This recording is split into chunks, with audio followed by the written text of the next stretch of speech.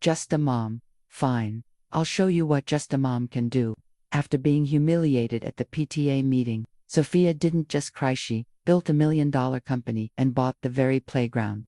They wouldn't let her improve for her disabled daughter. Would you crumble under rejection or rise with unstoppable vengeance? Like and subscribe to see how one underestimated mother turned her rage into an empire that shocked an entire town.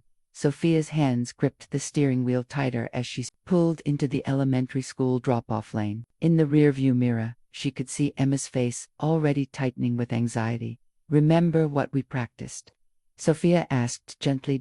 Emma nodded, her 8-year-old face too serious for her age. "One step at a time. And if I fall, it's just gravity, being silly. That's my girl." The morning ritual was always the same. They'd arrive 15 minutes early, to avoid the rush of children who might accidentally knock Emma over. The special parking spot near the entrance hard won. After 3 meetings with the principal meant Emma wouldn't have to walk as far on her leg braces. As Sophia helped Emma from the car, she noticed Rebecca Harrington, the PTA president, watching from near the entrance. The woman's perfectly highlighted hair and designer athleisure wear seemed to mock Sophia's hurried ponytail and coffee-stained sweatshirt. "Good morning," Rebecca called out, her voice carrying that particular tone reserved for those she considered beneath her. "Running late again?" "We're actually early," Sophia replied, steadying Emma as she adjusted her backpack. Emma's conditioner, rare form of muscular dystrophyment.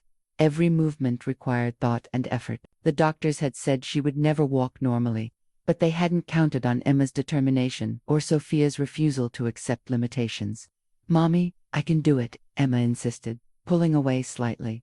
Sophia reluctantly let go, hovering nearby. As Emma took her careful, measured steps toward the school entrance, a group of children rushed past, one bumping Emma's shoulder. She teetered but caught herself on her crutch. "Slow down," Sophia called after them, but they were already gone.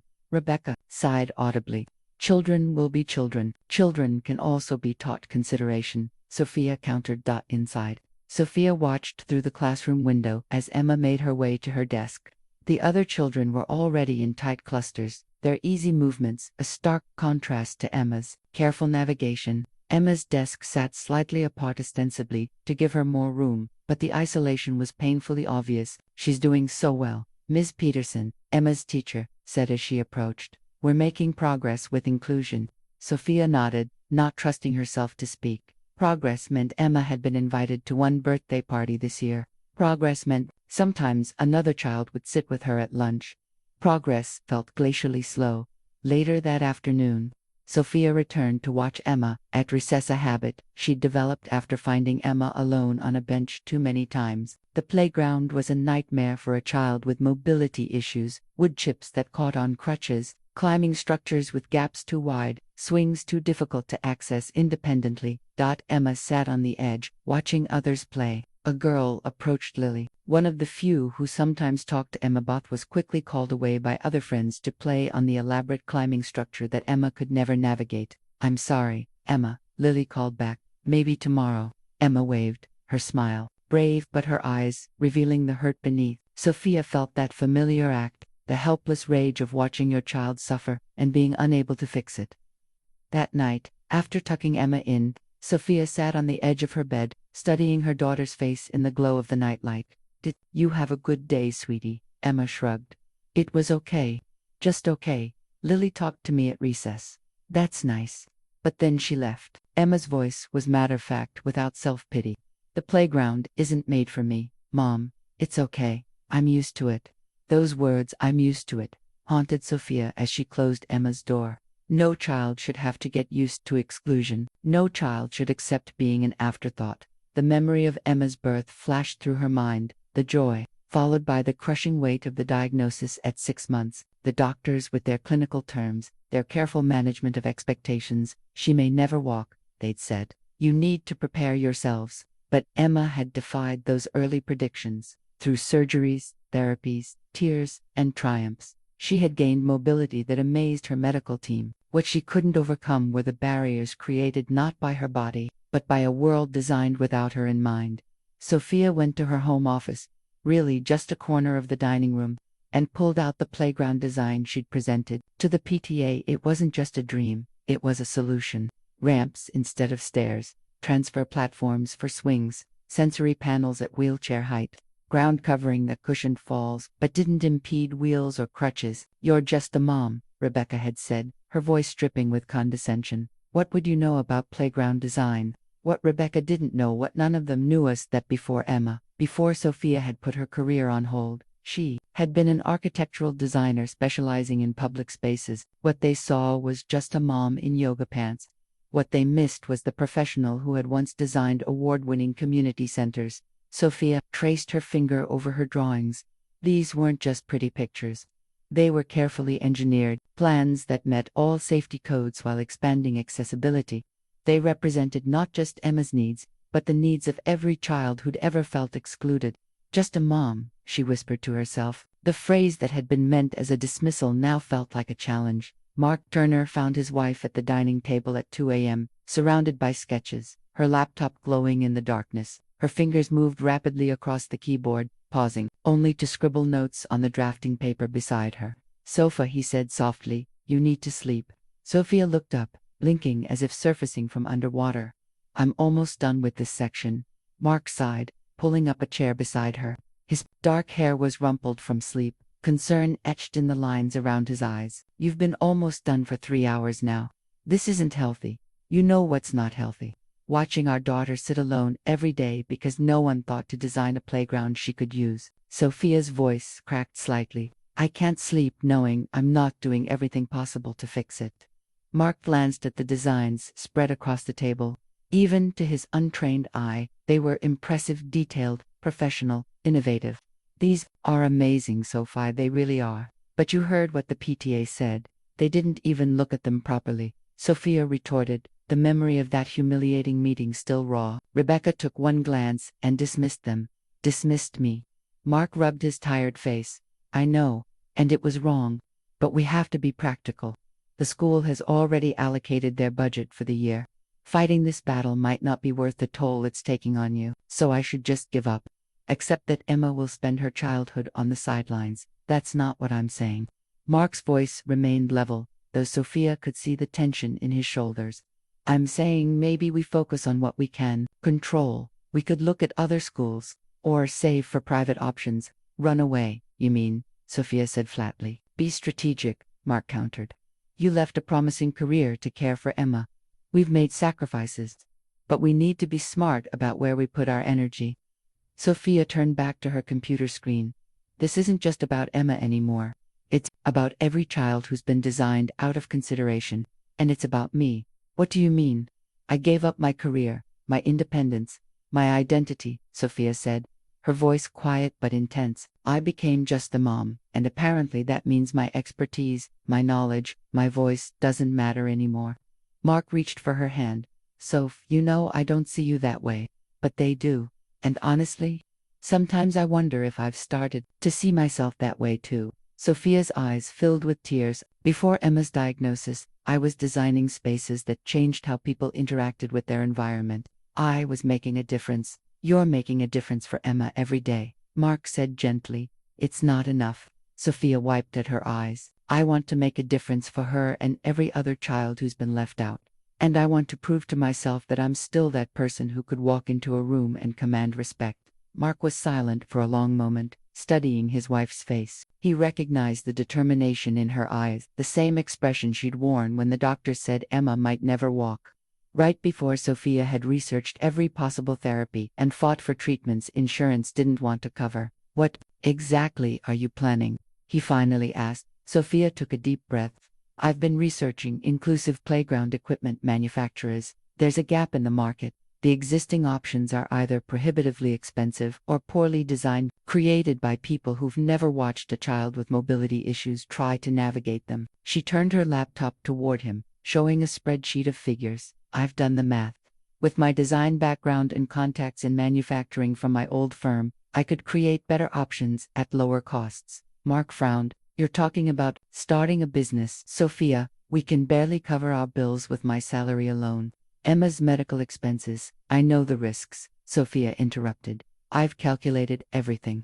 My 401k from my old job would cover initial prototypes. If I can get a small business loan in this economy, With our debt-to-income ratio, Mark shook his head. Banks aren't exactly throwing money at startups right now, especially ones founded by someone who's been out of the workforce for years. The words stung, though Sophia knew he wasn't trying to be cruel. He was being practical, as always the steady counterbalance to her passionate idealism. I have to try, she said simply. I can't keep watching Emma suffer and do nothing. I can't keep feeling like I've disappeared. Mark's expression softened.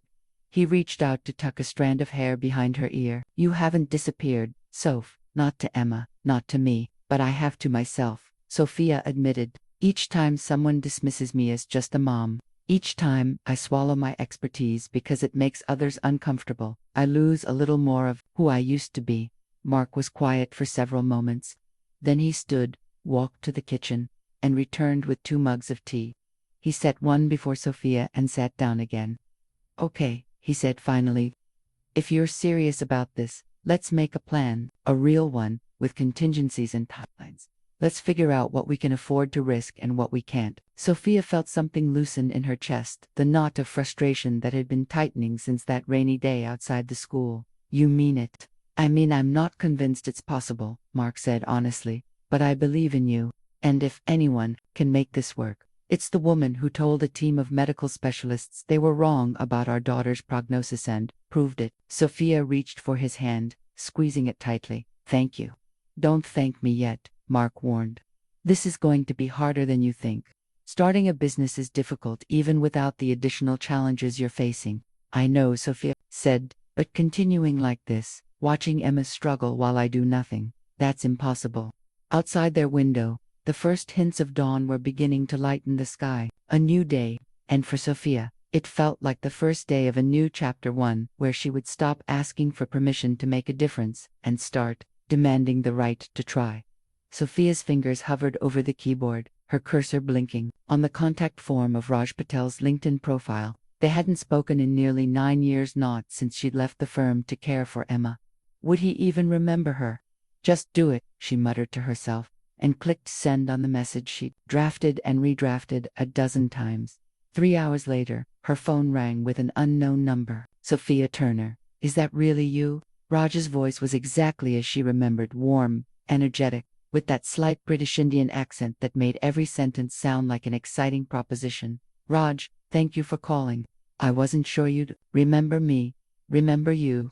The woman who redesigned the Canton Library project overnight and saved us from disaster. I still tell that story to new hires. Sophia laughed, surprised at how good it felt to be remembered for her work. That was a lifetime ago. So I gather from your message. A daughter with special needs. And now you're looking at accessible playground equipment. That's right. The existing options are terrible, Raj finished for her. I know. My nephew has cerebral palsy. Half the so-called accessible equipment is just standard stuff with a ramp tacked on as an afterthought. Sophia felt a surge of hope. Exactly, and the truly inclusive equipment costs so much that schools can't afford it. There's a gap in the market, Raj, and you think you can fill it. It wasn't a question. I know I can. I've been designing adaptive equipment for Emma for years. I understand both the engineering and the lived experience. Sophia took a deep breath. But I need help with manufacturing contacts. That was always your specialty. There was a pause on the line. You're serious about this, aren't you? This isn't just a concerned mom with a pet project. Sophia felt her spine stiffen. Would you ask me that if I hadn't spent the last 8 years as just a mom? Another pause, then a chuckle. You're right, that was condescending. The Sophia I knew could engineer her way out of any problem. Send me your designs. Let's see what we're working with. 2 days later, Sophia sat at her dining table with her laptop open to a video call. Raj's face filled the screen, his expression serious as he flipped through her designs. Sophia, these are brilliant. You think so? Despite her confidence in her work, validation from a respected former colleague sent a thrill through her. The transfer seat for the swing, the graduated climbing wall with the adaptive handholds. These aren't just accessible, they're better designs, period. Raj looked up from the papers. But manufacturing will be the challenge. Custom molds are expensive. I've thought about that, Sophia said, pulling up a spreadsheet. If we use modular components, we can mix and match to create different configurations while minimizing unique parts. Raj, whistle. You've really done your homework. I've had 8 years of watching my daughter struggle with equipment designed without her in mind. Trust me, I've thought about this from every angle. They spent the next 2 hours discussing materials, costs, safety regulations, and potential manufacturing partners. By the end, Sophia felt lightheaded with possibility. I have a contact at Meridian Manufacturing, Raj said finally. They're always looking for innovative projects. Let me reach out to them about a prototype. How much would that cost? Sophia asked, mentally reviewing their savings. For a full playground set, more than you probably have. But for a proof of concept one piece that showcases your design, principles, maybe $15,000. Sophia nodded, trying not to show her dismay. Even that was more than they could easily spare. Thank you, Raj. This has been incredibly helpful. Don't thank me yet. This is just the beginning of a very long road. But, he added with a grin, it's a road worth traveling. After ending the call, Sophia sat back in her chair, her mind racing. $15,000 for a prototype. Even if they emptied their emergency fund, they'd still be short. The sound of the front door opening broke her concentration. Emma's voice called out, "Mom, we're home." Mark appeared in the doorway with Emma, who was beaming despite her obvious fatigue from physical therapy. "Mom, look what I can do now." Emma demonstrated a new way of managing her crutches that gave her more stability. "That's amazing, sweetheart." Sophia knelt to hug her daughter, breathing in the scent of her hair. "Dr. Rivera says I'm making excellent progress," Emma reported proudly.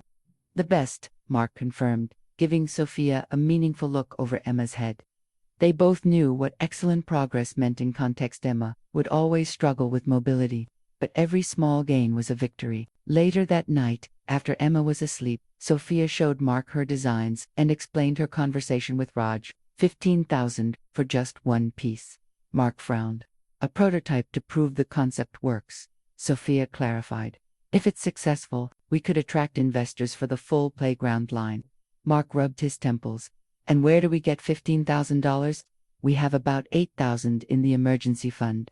I could sell my car and use your truck." "Absolutely not," Mark interrupted. "You need that car for Emma's appointments." "Then what do you suggest?" Sophia tried to keep the frustration from her voice. Mark was quiet for a long moment. "I have about $5,000 in my personal savings, the money my dad left me." Sophia stared at him. "Mark, no, you were saving that for your workshop someday." He shrugged. "Dreams change, priorities change." He looked toward Emma's bedroom, seeing her face when she masters something new. "That's worth more than a workshop." Tears pricked at Sophia's eyes. "Are you sure?" "No," he admitted with a small smile. "But I'm sure about you. If anyone can make this crazy idea work, it's you." The next morning, Sophia cleared space in the garage, converting it into a makeshift studio. She pinned her designs to the walls, set up her old drafting table, and began refining her prototype concept. She decided to focus on the swing system first. It was the playground element Emma most wished she could use independently. The design incorporated a transfer seat that would allow a child to slide from a wheelchair onto the swing without being lifted, plus stabilizing features that could be adjusted for different support needs.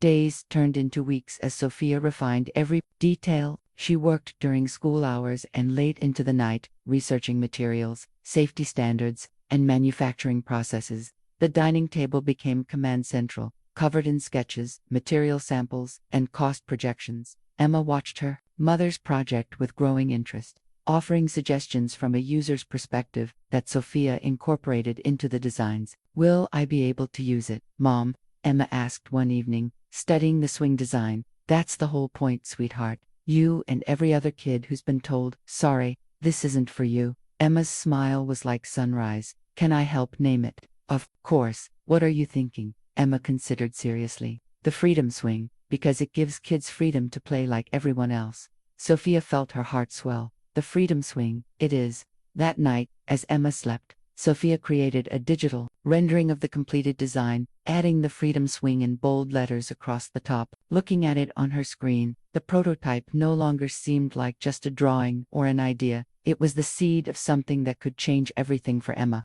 for Sophia, and for countless children who had been designed out of consideration. The rejection letter from First National Bank sat on the kitchen table, its polite corporate language failing to disguise the message. No one was willing to bet on a mom with a dream. We regret to inform you that your small business loan application has been denied at this time. It was the third such letter. Each bank had the same concern. Sophia had been out of the workforce too long. The market was too niche. The startup costs were too high for the projected initial returns. It's just a setback, Mark said, squeezing her shoulder as he passed by with his coffee. We'll find another way. Sophia nodded, but the weight of disappointment sat heavy on her chest. They had managed to scrape together $13,000, their combined savings, plus some money borrowed from Mark's brother, but were still short of what they needed for the prototype. And without a prototype, there would be no investors, no business, no chance to make a difference. She closed her eyes, thinking of Emma practicing with her new crutches that morning, falling twice, but getting up each time without complaint. If her 8-year-old daughter could show that kind of determination, how could Sophia do any less? Her gaze fell on the credit card offer that had arrived in yesterday's mail. 0% interest for 18 months. A $10,000 limit. No, she muttered to herself. Too risky. But as the day wore on, the idea refused to leave her. By evening, she found herself on the phone with the credit card company, answering questions about their household income.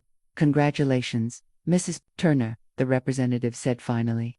You've been approved for a $10,000 line of credit. 2 weeks later, Sophia stood in Raj's office at Meridian Manufacturing, watching as he examined the prototype specifications. You got the money, he said, clearly impressed. How? Sophia smiled tightly. Creative financing. Raj raised an eyebrow, but didn't press. Well, the engineering team says your design is sound. They've made a few suggestions about materials to bring down costs, but the concept is solid. We can start production on the prototype next week. How long until it's ready? 4 to 6 weeks. These things take time. Sophia, she nodded, trying to hide her impatience. Every day that passed was another day. Emma and children like her were sidelined. The 6 weeks that followed were among the longest of Sophia's life. She continued refining her business plan, researching potential clients, and developing marketing materials. Their dining room had been completely taken over by the operation, with Emma dubbed the junior design consultant for her input on new pieces. When will our swing be ready, Mom? Emma asked almost daily. Soon, sweetheart. Very soon. Finally, the call came. The prototype was complete and ready for testing. Sophia arranged to meet Raj at a local park on a quiet Tuesday morning when few people would be around. As the Meridian truck pulled up and workers began unloading the prototype, Sophia felt her heart racing. What if it didn't work as designed? What if all their sacrifice had been for nothing? The Freedom Swing looked exactly as she had envisioned. It is sleek, modern design with a transfer bench, adjustable support features, and safety harnesses that didn't look medical or stigmatizing. The workers installed it temporarily, alongside the park's existing swings. It's beautiful, Raj said, standing beside her. But the real test is functionality. Sophia nodded, then turned toward her car where Mark was helping Emma out of the back seat. Emma's eyes widened as she spotted the new swing. Is that it? Is that our swing? That's it, Sophia confirmed. Want to be the first to try it? Emma nodded eagerly, making her way toward the playground as quickly as her crutches would allow. Mark followed close behind, ready to assist if needed. Sophia held her breath as Emma approached the swing. The transfer bench was at the perfect height, allowing Emma to sit down before sliding onto the swing itself. The stabilizing features engaged smoothly, providing support without restricting movement, and the hand grips were positioned exactly where Emma could reach them comfortably. For the first time in her life, Emma was able to get onto a swing independently. I did it, she exclaimed, her face alight with triumph.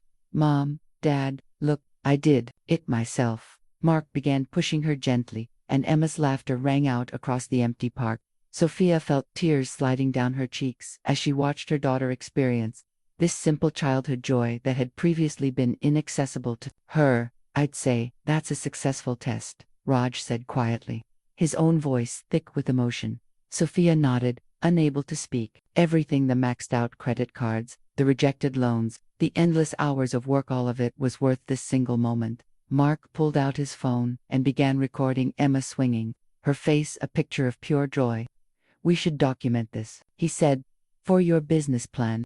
Later that night, after an excited Emma had finally gone to sleep, still talking about her swing, Mark uploaded the video to Sophia's laptop. "It's perfect," she said, watching the footage.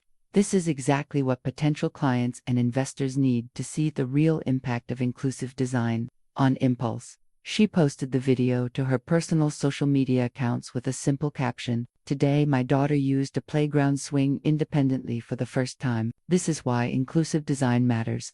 Hashtag the freedom swing, hashtag inclusive play." She closed her laptop and went to bed, exhausted but content. The next morning, her phone was flooded with notifications.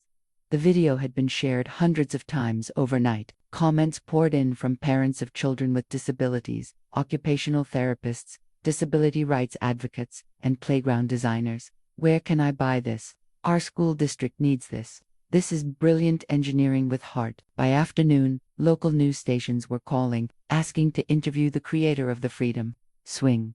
Sophia sat stunned at her kitchen table as her phone continued to buzz with notifications.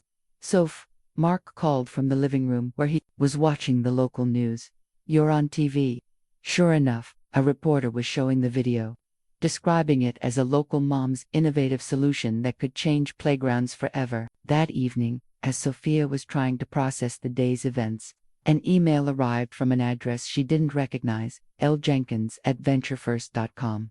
"Dear Ms. Turner," it read, "my name is Lucia Jenkins, and I'm an investment partner at Venture First. Your Freedom Swing video came across my desk today. As the parent of a child with physical disabilities myself, I was immediately struck by the elegant simplicity of your design.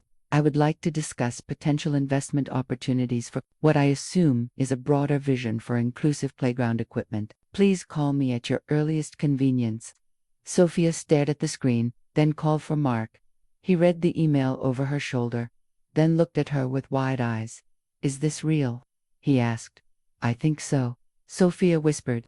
"I think this is really happening." She looked around their dining room mat, the drawings pinned to walls, the material samples scattered across the table, the business plan drafts stacked in corners, and realized that their kitchen table startup was about to outgrow its humble beginnings. Emma's voice called from her bedroom. "Mom, can I go to the park tomorrow and use my swing again?" "Yes, sweetheart," Sophia called back, her eyes meeting Mark's with a mixture of disbelief and hope. "And soon, there might be freedom swings in parks everywhere." Rebecca Harrington's perfectly manicured finger tapped against the school board meeting agenda. Item 7, presentation by Sophia Turner regarding inclusive play space. Her lips pressed into a thin line as she looked around the conference table at the other PTA executive committee members. "I don't understand why we're revisiting this," she said.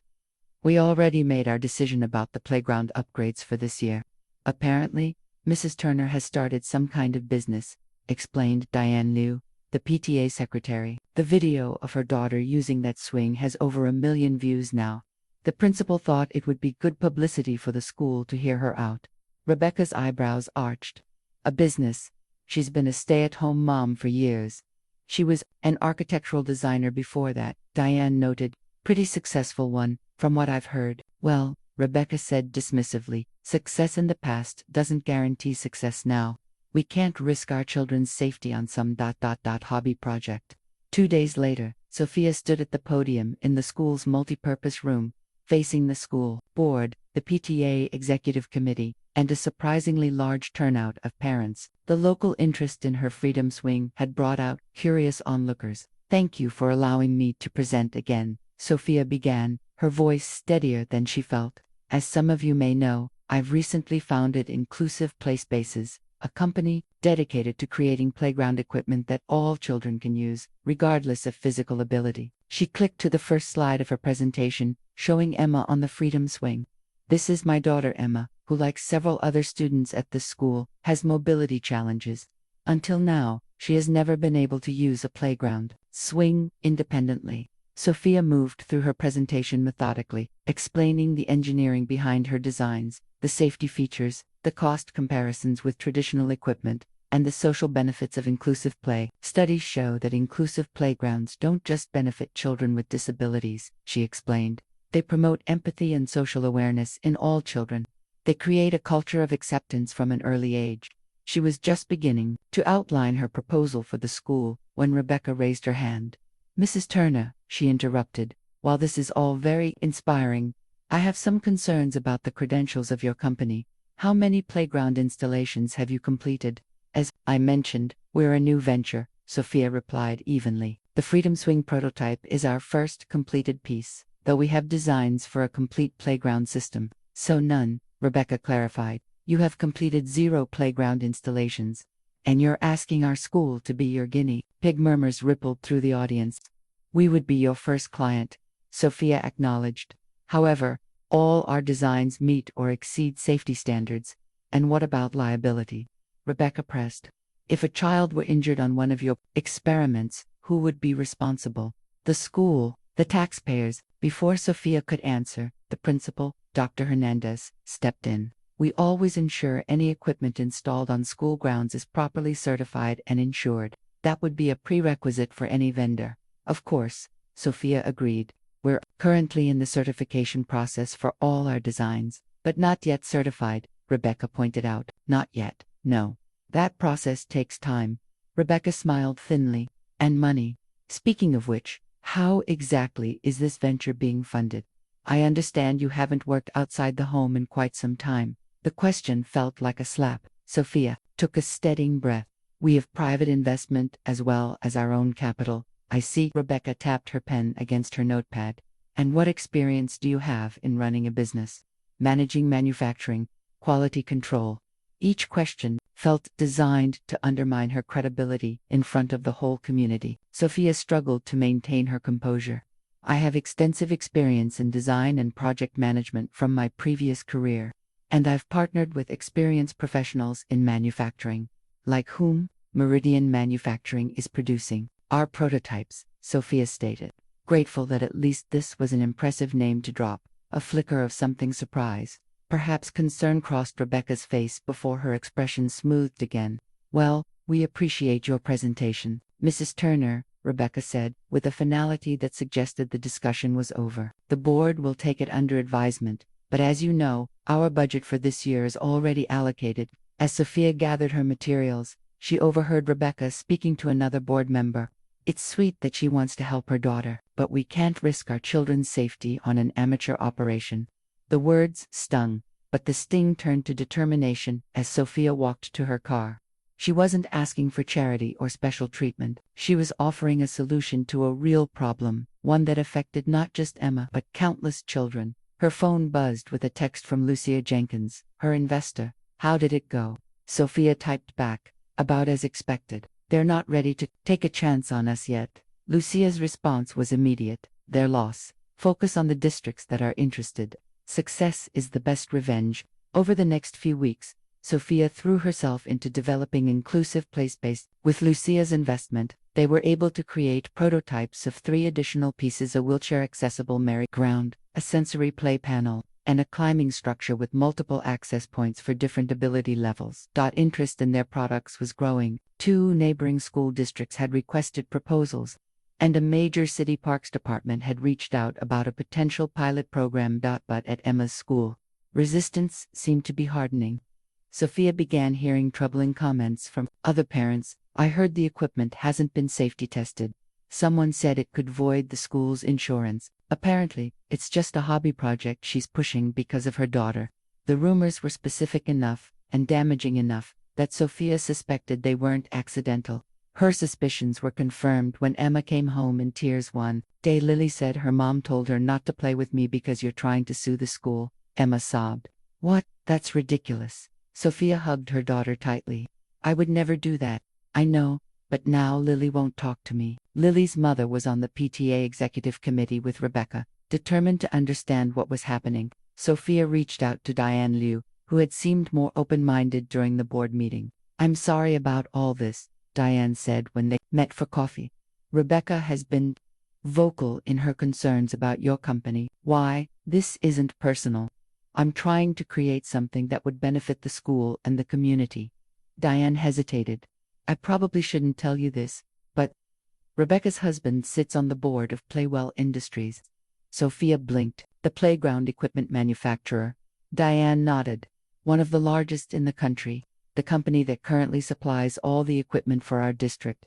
Suddenly, Rebecca's opposition made perfect sense. It wasn't just about dismissing just a mom. It was about protecting a business interest. Does the rest of the board know about this conflict of interest? Sophia asked. I'm not sure, Diane admitted. Rebecca doesn't exactly advertise the connection. That evening, Sophia researched Playwell Industries. The company had been in business for over 30 years and dominated the school playground market in their state. Their accessible options were limited and expensive, exactly the gap Sophia's company was aiming to fill. A notification popped up on her computer. A new review of inclusive playspaces had been posted to a local business forum. Warning: unsafe equipment designed by unqualified amateurs. Schools and parents beware. The review was anonymous, but Sophia had little doubt about its source. They're scared, Mark observed when she showed him. You wouldn't be facing this kind of opposition if they didn't see you as a real threat. Sophia nodded slowly. You're right, but how do I fight this? They have resources, connections, an established reputation. You have something better, Mark said. A product that actually works for kids like Emma. A product that people can see making a real difference. He was right, Sophia realized. Amount of rumors or negative reviews could counter the power of that video. Emma's face lighting up as she swung independently for the first time. They think I'll back down because I'm just a mom, Sophia said, a new resolve hardening in her voice, but they've got it backwards. I'm fighting this hard precisely because I am a mom. And moms don't give up when their children's futures are at stake. The clock on the microwave read 1:37 a.m. When Mark finally heard Sophia's car pull into the driveway. He sat at the kitchen table, a cold cup of coffee in front of him, waiting as the garage door hummed shut and footsteps approached. Sophia looked exhausted as she entered, her hair pulled back in a messy ponytail, dark circles under her eyes. She stopped short when she saw him. You're still up. Someone should be here when you get home, Mark replied, his voice carefully neutral. Sophia set down her laptop bag and slumped into a chair across from him. The meeting with the Denver Parks Department ran long. Then I had to finish the proposal for the Westridge School District. It's due tomorrow. Today, Mark corrected gently. It's already tomorrow. Sophia rubbed her eyes. I'm sorry. I know I said I'd be home for dinner. Emma waited up until 9. She wanted to show you her science project. Guilt flashed across Sophia's face. I'll make it up to her this weekend. That's what you said last weekend. Mark's tone remained even, but his words carried weight. And then you spent both days at the workshop with Raj.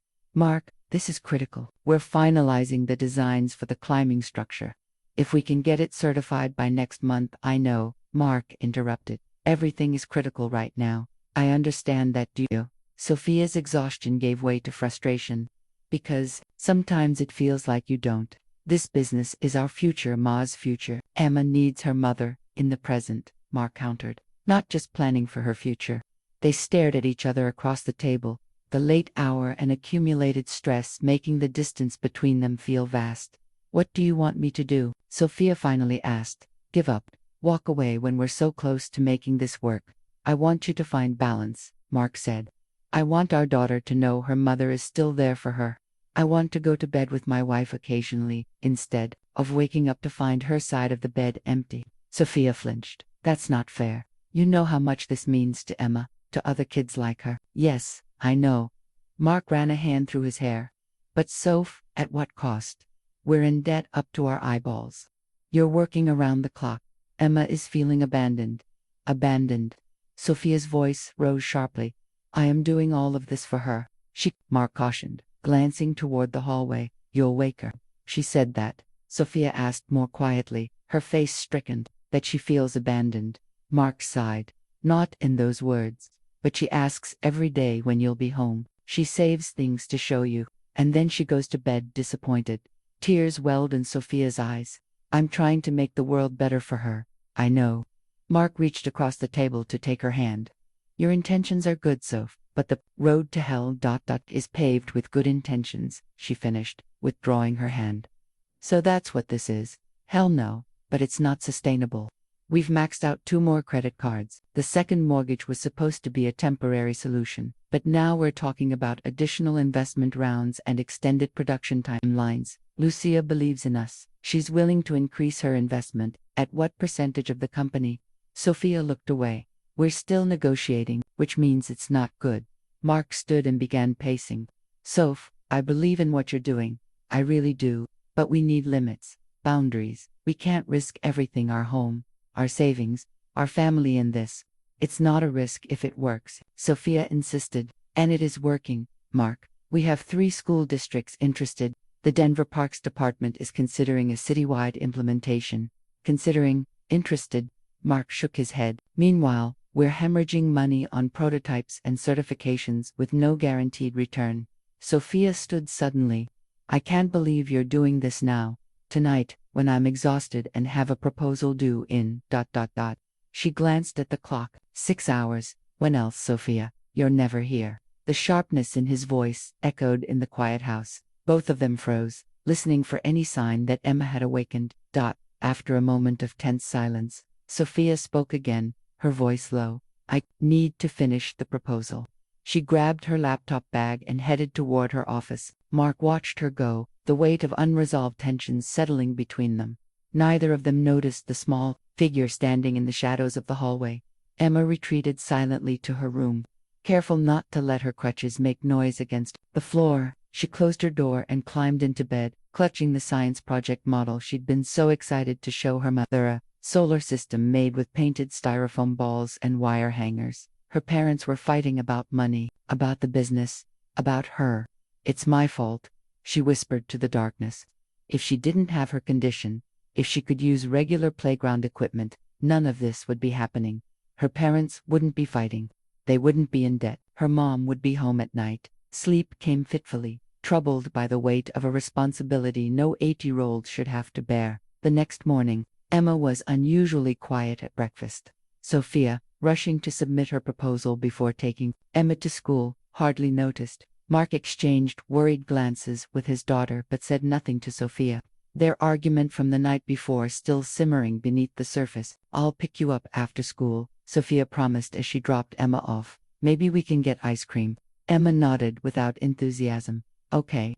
Sophia frowned, finally registering her daughter's subdued demeanor. Everything all right, sweetheart? Fine, Emma said, not meeting her eyes. I should go. I'll be late. As Emma made her slow way to the entrance, Sophia watched with concern. Something was wrong, but she didn't have time to figure it out now. The proposal had to be submitted, and then she had a meeting with potential suppliers. She made a mental note to talk to Emma properly over ice cream. But that afternoon, as Sophia sat in the pickup line at school, her phone rang. It was Emma's teacher, Mrs. Turner. There was an incident today. Emma fell during recess and got quite upset. She's in the nurse's office. Sophia's heart raced as she parked and hurried into the school. She found Emma sitting on the nurse's cot, dried tear tracks on her face, a bandage on her knee. Emma, what happened, baby? Emma didn't answer immediately. The nurse spoke instead. She fell on the playground. The physical injury is a scrape, but she became very distressed afterward. Wouldn't stop crying. Emma, Sophia sat beside her daughter, alarmed by her continued silence.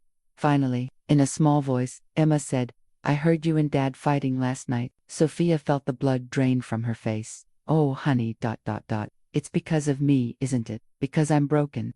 Emma's voice cracked on the last word. No. Sophia gathered her daughter into her arms. No, Emma, you are not broken. You are perfect, exactly as you are. But the money problems, the business. It's all because of me. Sophia pulled back to look into Emma's face, horrified that her daughter had drawn this conclusion. Listen to me. None of this is your fault. Daddy and I were arguing because we're both stressed, but that has nothing to do with you. But if I could use regular swings and stuff, then the world would be missing out on better playground equipment for everyone, Sophia interrupted firmly. This isn't about fixing you, Emma. It's about fixing a world that doesn't make space for all kinds of bodies and abilities. Emma sniffled. Really? Really? Sophia smoothed her daughter's hair. And even if we were having problems, they would never, ever be your fault. That's not how families work. On the drive home, Sophia called Mark. We need to talk, she said when he answered. As a family, tonight. Later that evening, after Emma was in bed, Sophia sat down with Mark at the kitchen table. The sight of so many late-night discussions and disagreements. You were right, she said simply. Mark raised his eyebrows, surprised by the admission. I've been so focused on building this business, on proving myself, that I've been neglecting what matters most. Sophia's voice wavered. When Emma thought our problems were her fault. God, Mark, I've never felt like a worse mother. You're a wonderful mother, Mark said quietly. You're just trying to do too much at once. Sophia nodded. I need help. I can't do this alone. You don't have to. Mark reached for her hand. What do you need? Superintendent Garcia leaned forward in his chair, hands clasped on the conference table. I have to say, Mrs. Turner, your presentation is impressive, but Millfield School District has never taken a chance on unproven equipment before. Sophia nodded, maintaining eye contact despite her racing heart.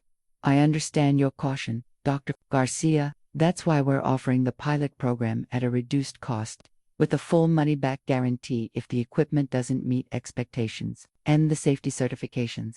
All completed, Sophia said, sliding a folder across the table. Every piece meets or exceeds industry standards. The superintendent studied the documents while Sophia tried not to fidget. This meeting represented weeks of preparation and the first real opportunity for inclusive play spaces to secure a commercial installation. After the difficult conversation with Mark and Emma's breakdown at school, Sophia had made significant changes. She'd hired part-time help too, other parents of children with disabilities who had relevant professional experience and understood the mission. She'd established strict working hours and committed to being home for dinner with her family every night. And she'd brought her mother, Patricia, to stay with them temporarily to help with Emma. These changes had eased the family tension, but the business remained precarious. They needed this contract. I'll be honest, Superintendent Garcia said finally, I like what I see here. Our district has been trying to address accessibility issues for years, but the cost of traditional adaptive equipment has been prohibitive. Sophia felt a flutter of hope. Our pricing structure is specifically designed to make inclusive play affordable for public schools. So I see. He tapped the cost comparison sheet. What convinced me, though, was this video of your daughter. The clip of Emma using the Freedom Swing had become the cornerstone of their marketing materials. It showed, better than any technical explanation could, the real impact of inclusive design. The school board meets next Tuesday, Superintendent Garcia continued. I'd like you to present this proposal to them. I can't make promises, but I'll be recommending approval for the pilot program at Millfield Elementary. Sophia managed to maintain her professional demeanor until she reached her car. Then she let out a whoop of joy and called Mark. They're recommending approval, she exclaimed when he answered. The superintendent wants me to present to the board next week, but he's behind it. That's amazing, Soph. Mark's genuine excitement warmed her. Despite their difficulties, he had remained supportive of her vision. First step toward world domination. Sophia laughed. First step toward making a difference. The following Tuesday, Sophia stood before the Millfield School Board, presenting her proposal with confidence born of preparation and passion. When the board voted unanimously to approve the pilot program, she felt a surge of validation that brought tears to her eyes. After the meeting, a local reporter approached her. Mrs. Turner, I'm Alicia Mendez from the Millfield Observer. Would you have time for a few questions about your company and this new contract? That weekend, the Observer ran a feature story. Local Mom's innovative design makes playgrounds accessible to all. The article detailed Sophia's journey from rejection at her daughter's school to securing her first major contract. My daughter's experience opened my eyes to a gap in playground design, Sophia was quoted as saying. But this isn't just about my child, it's about creating spaces where all children can play together, regardless of ability. The article included photos of the Freedom Swing and the new climbing structure that would be installed at Millfield Elementary, along with statistics about children with disabilities and the importance of inclusive play. When the installation day arrived 3 weeks later, Sophia stood nervously at the edge of the Millfield Elementary playground, watching as workers positioned the equipment according to her specifications. Emma, who had been allowed to miss school for this special occasion, clutched her hand excitedly. It looks just like your drawings, Mom, she said, pointing to the climbing structure with its multiple access points and adaptive features. It does, doesn't it? Sophia smiled, though her stomach was in knots. This was the moment of truth, first real-world test of her designs beyond the prototypes. The principal of Millfield Elementary, Dr. Marshall, joined them as the installation neared completion. This is quite revolutionary. Mrs. Turner, our physical therapist, is particularly excited about the sensory integration features. Thank you, Sophia replied. We designed everything with input from occupational and physical therapists, as well as from children like Emma who experienced these challenges firsthand. As the workers packed up their tools, signaling the completion of installation, Dr. Marshall turned to Emma. Would you like to be the first to try it out? Emma's eyes widened. Can I? Of course. It's your mom's design, after all. Emma looked to Sophia, who nodded encouragingly. Go ahead, sweetheart. Show them how it works. With careful steps, Emma approached the playground equipment. The children who were already outside for recess watched curiously as she navigated to the accessible entry point of the climbing structure. Using the strategically placed handholds, she began to climb, her movements deliberate but confident. Sophia held her breath, aware that every adult present was watching not just Emma, but her, gauging her reaction to this critical test of her creation. When Emma reached the top platform, a broad smile spread across her face. I did it, she called out. Mom, look how high I am. The pride in her daughter's voice made Sophia's heart swell. This was what it was all about, not proving herself to Rebecca or the PTA, not even building a successful business, but creating opportunities for joy and independence for children like Emma. The other children, initially hesitant, began gravitating toward the new equipment. A boy in a wheelchair approached the accessible merry-go-round, looking unsure. You can use it, Emma called down to him. There's a special way to get on. I can show you. She made her way back down the climbing structure and approached the boy. Sophia watched as her daughter demonstrated how to use the transfer platform to move from the wheelchair to the merry. She's a natural teacher, Dr. Marshall observed.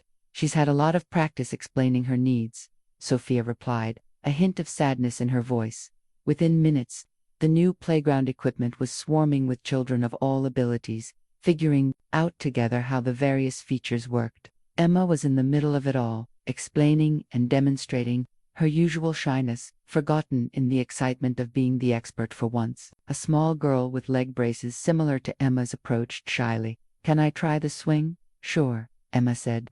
That's my mom's special design. It's called the Freedom Swing. The girl's mother stood nearby, watching anxiously as Emma showed her daughter how to use the transfer seat. When the little girl began swinging independently, her mother's hand flew to her mouth, eyes filling with tears. She turned to Sophia. Thank you, she said simply. You have no idea what this means. But Sophia did. No, she knew exactly. As the playground filled with laughter and activity, Superintendent Garcia approached with the reporter from the Observer, who was capturing the scene with her camera. I'd say your pilot program is off to a strong start, Mrs. Turner, the superintendent said, gesturing to the playground where children with and without disabilities were playing together seamlessly. It looks that way, Sophia agreed, trying to maintain professional composure despite the emotion welling up inside her. The real test will be long-term durability and continued engagement, she added, but initial user response seems positive. Garcia laughed. That's quite an understatement.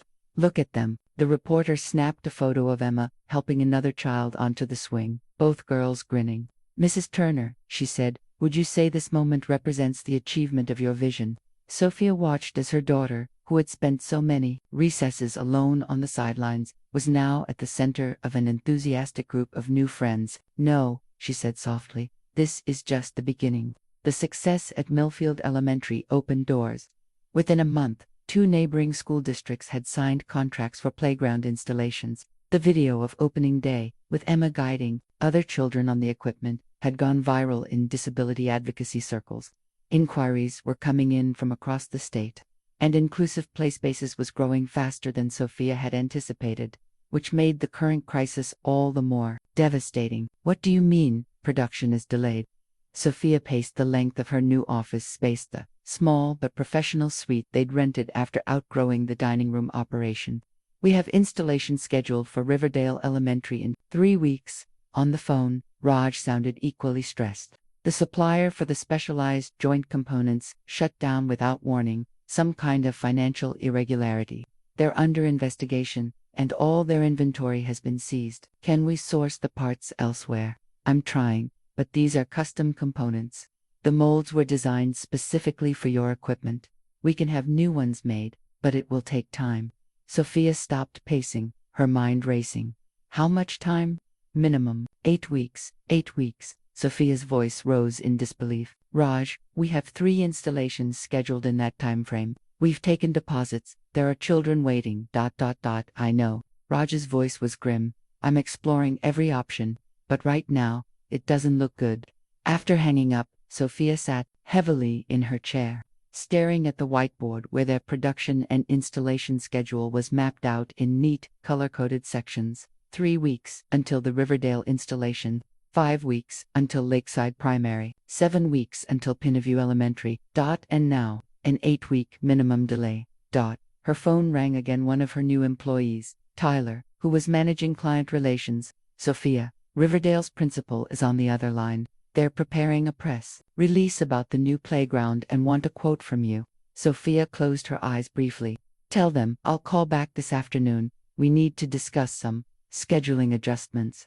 After hanging up, Sophia fought the urge to put her head down on the desk and cry. This was the first major crisis for inclusive play spaces, and it had the potential to destroy everything they'd built. If they failed to deliver on these contracts, word would spread. Schools would revert to established suppliers, unwilling to take a chance on the mom's company that couldn't meet deadlines. She needed help. Sophia picked up her phone again and called Lucia, her investor.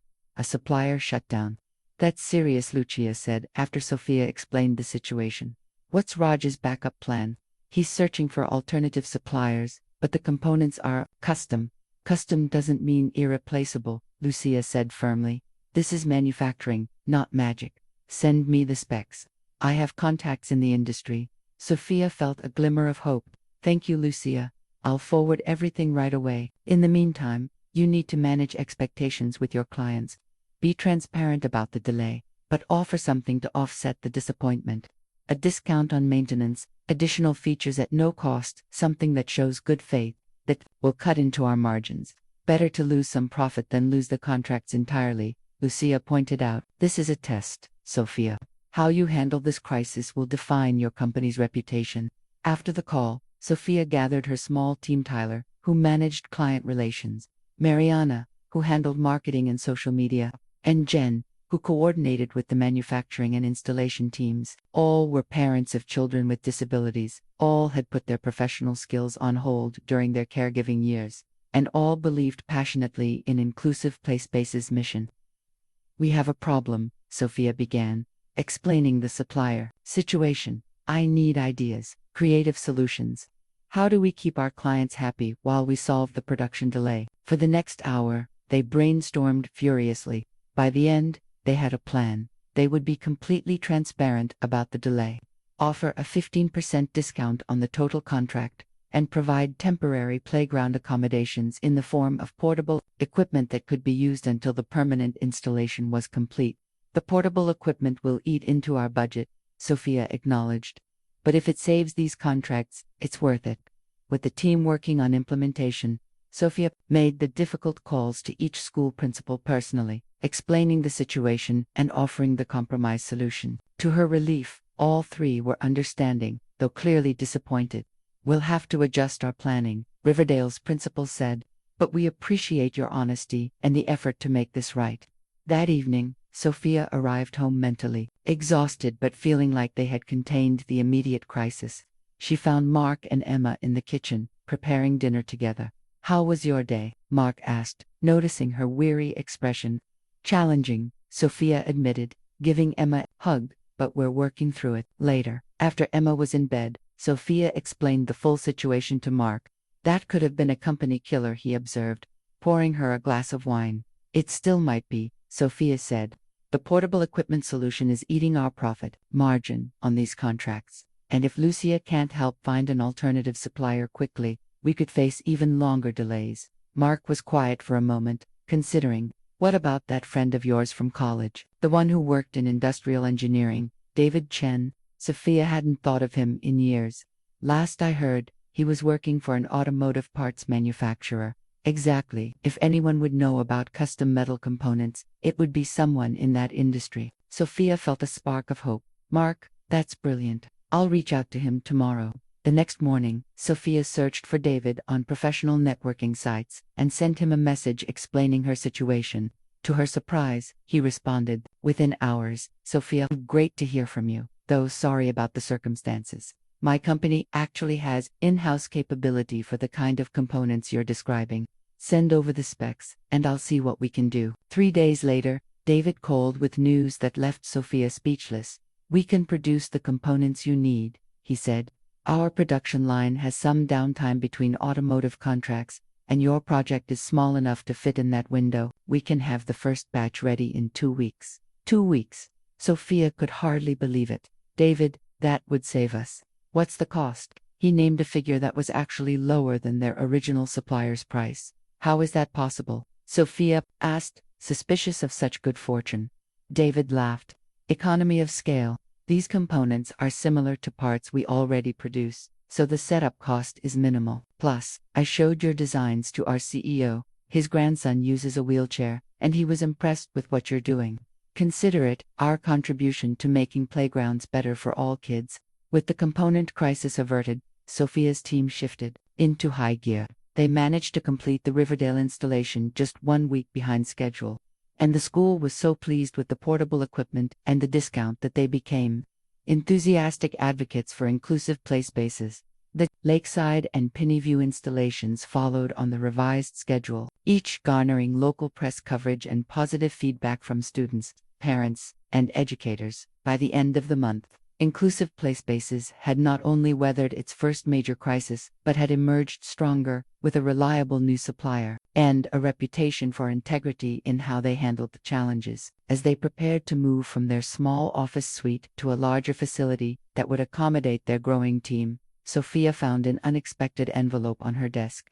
Inside was a card signed by every member of her staff, with a simple message: "Thank you for showing us that just a mom can change the world." The card also contained a printed email from a parent at Riverdale Elementary. "My son Elijah has cerebral palsy.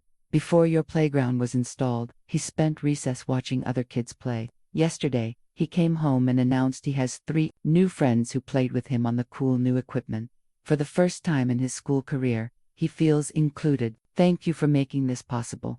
Sophia pinned the note to her office bulletin board, a reminder of why they were working so hard and what was at stake when challenges arose.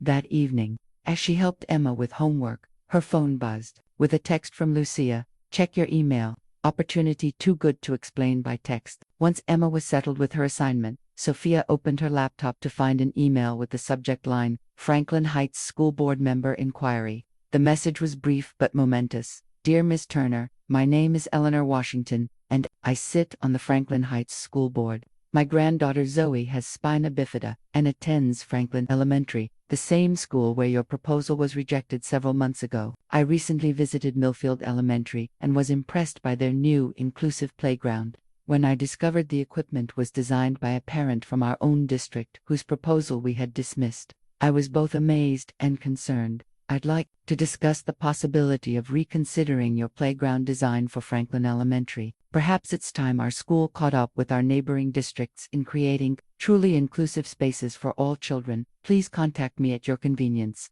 Eleanor Washington, Board Member, Franklin Heights School District." Sophia stared at the screen, a slow smile spreading across her face. Franklin Heights Emma's school, the place where Rebecca Harrington had dismissed her as just a mom. "Mom." Emma's voice broke her reverie. "Are you okay? You look funny." Sophia turned to her daughter, her smile widening. "I'm great, sweetheart.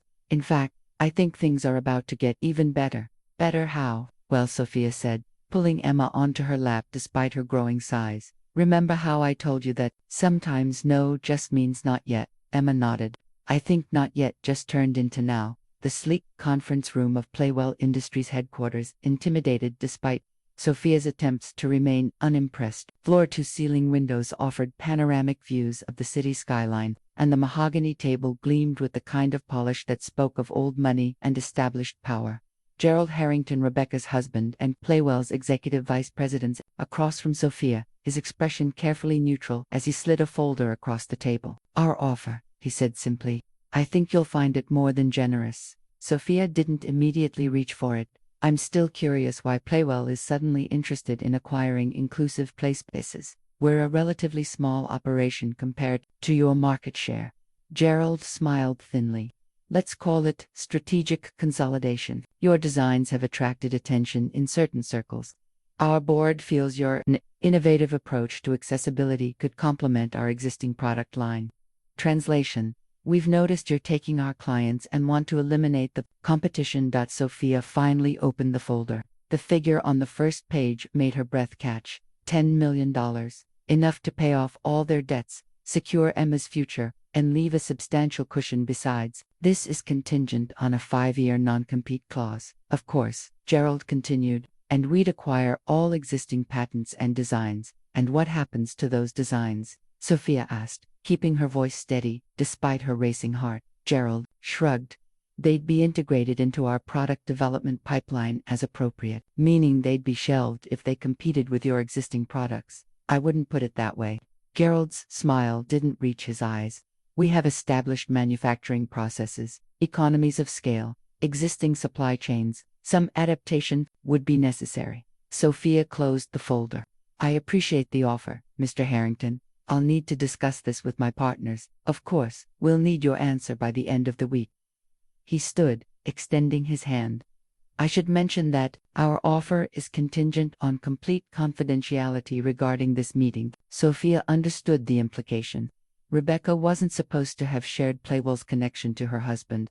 This offer was damage control as much as business strategy.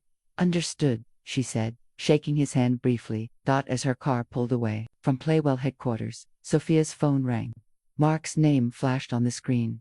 How did it go? He asked without preamble. They offered $10 million. The silence on the other end stretched for several seconds. $10 million, plus potential performance bonuses. Sophia navigated through downtown traffic, her mind still processing the figure. But they'd shelve our designs, Mark. All our work would disappear into their corporate archives. SOPH. Mark's voice was careful. $10 million would change our lives. Emma's college would be covered. Our debts gone. We could move to a more accessible house, maybe even that ranch style you've had your eye on. I know, Sophia said quietly. Believe me, I know exactly what that money would mean for us. But Mark knew her too well. But what about the Emmas who aren't our Emma, the kids who would never get to use our equipment because Playwell decided it wasn't profitable enough? Mark sighed. That's a noble sentiment, Osoph. But we have to think of our family first. I am thinking of our family, Sophia insisted. What kind of example am I setting for Emma if I sell out everything I believe in for a payday? An example of financial security and practical decision-making. Sophia couldn't help but smile at his tone. Point taken. We'll discuss it more tonight.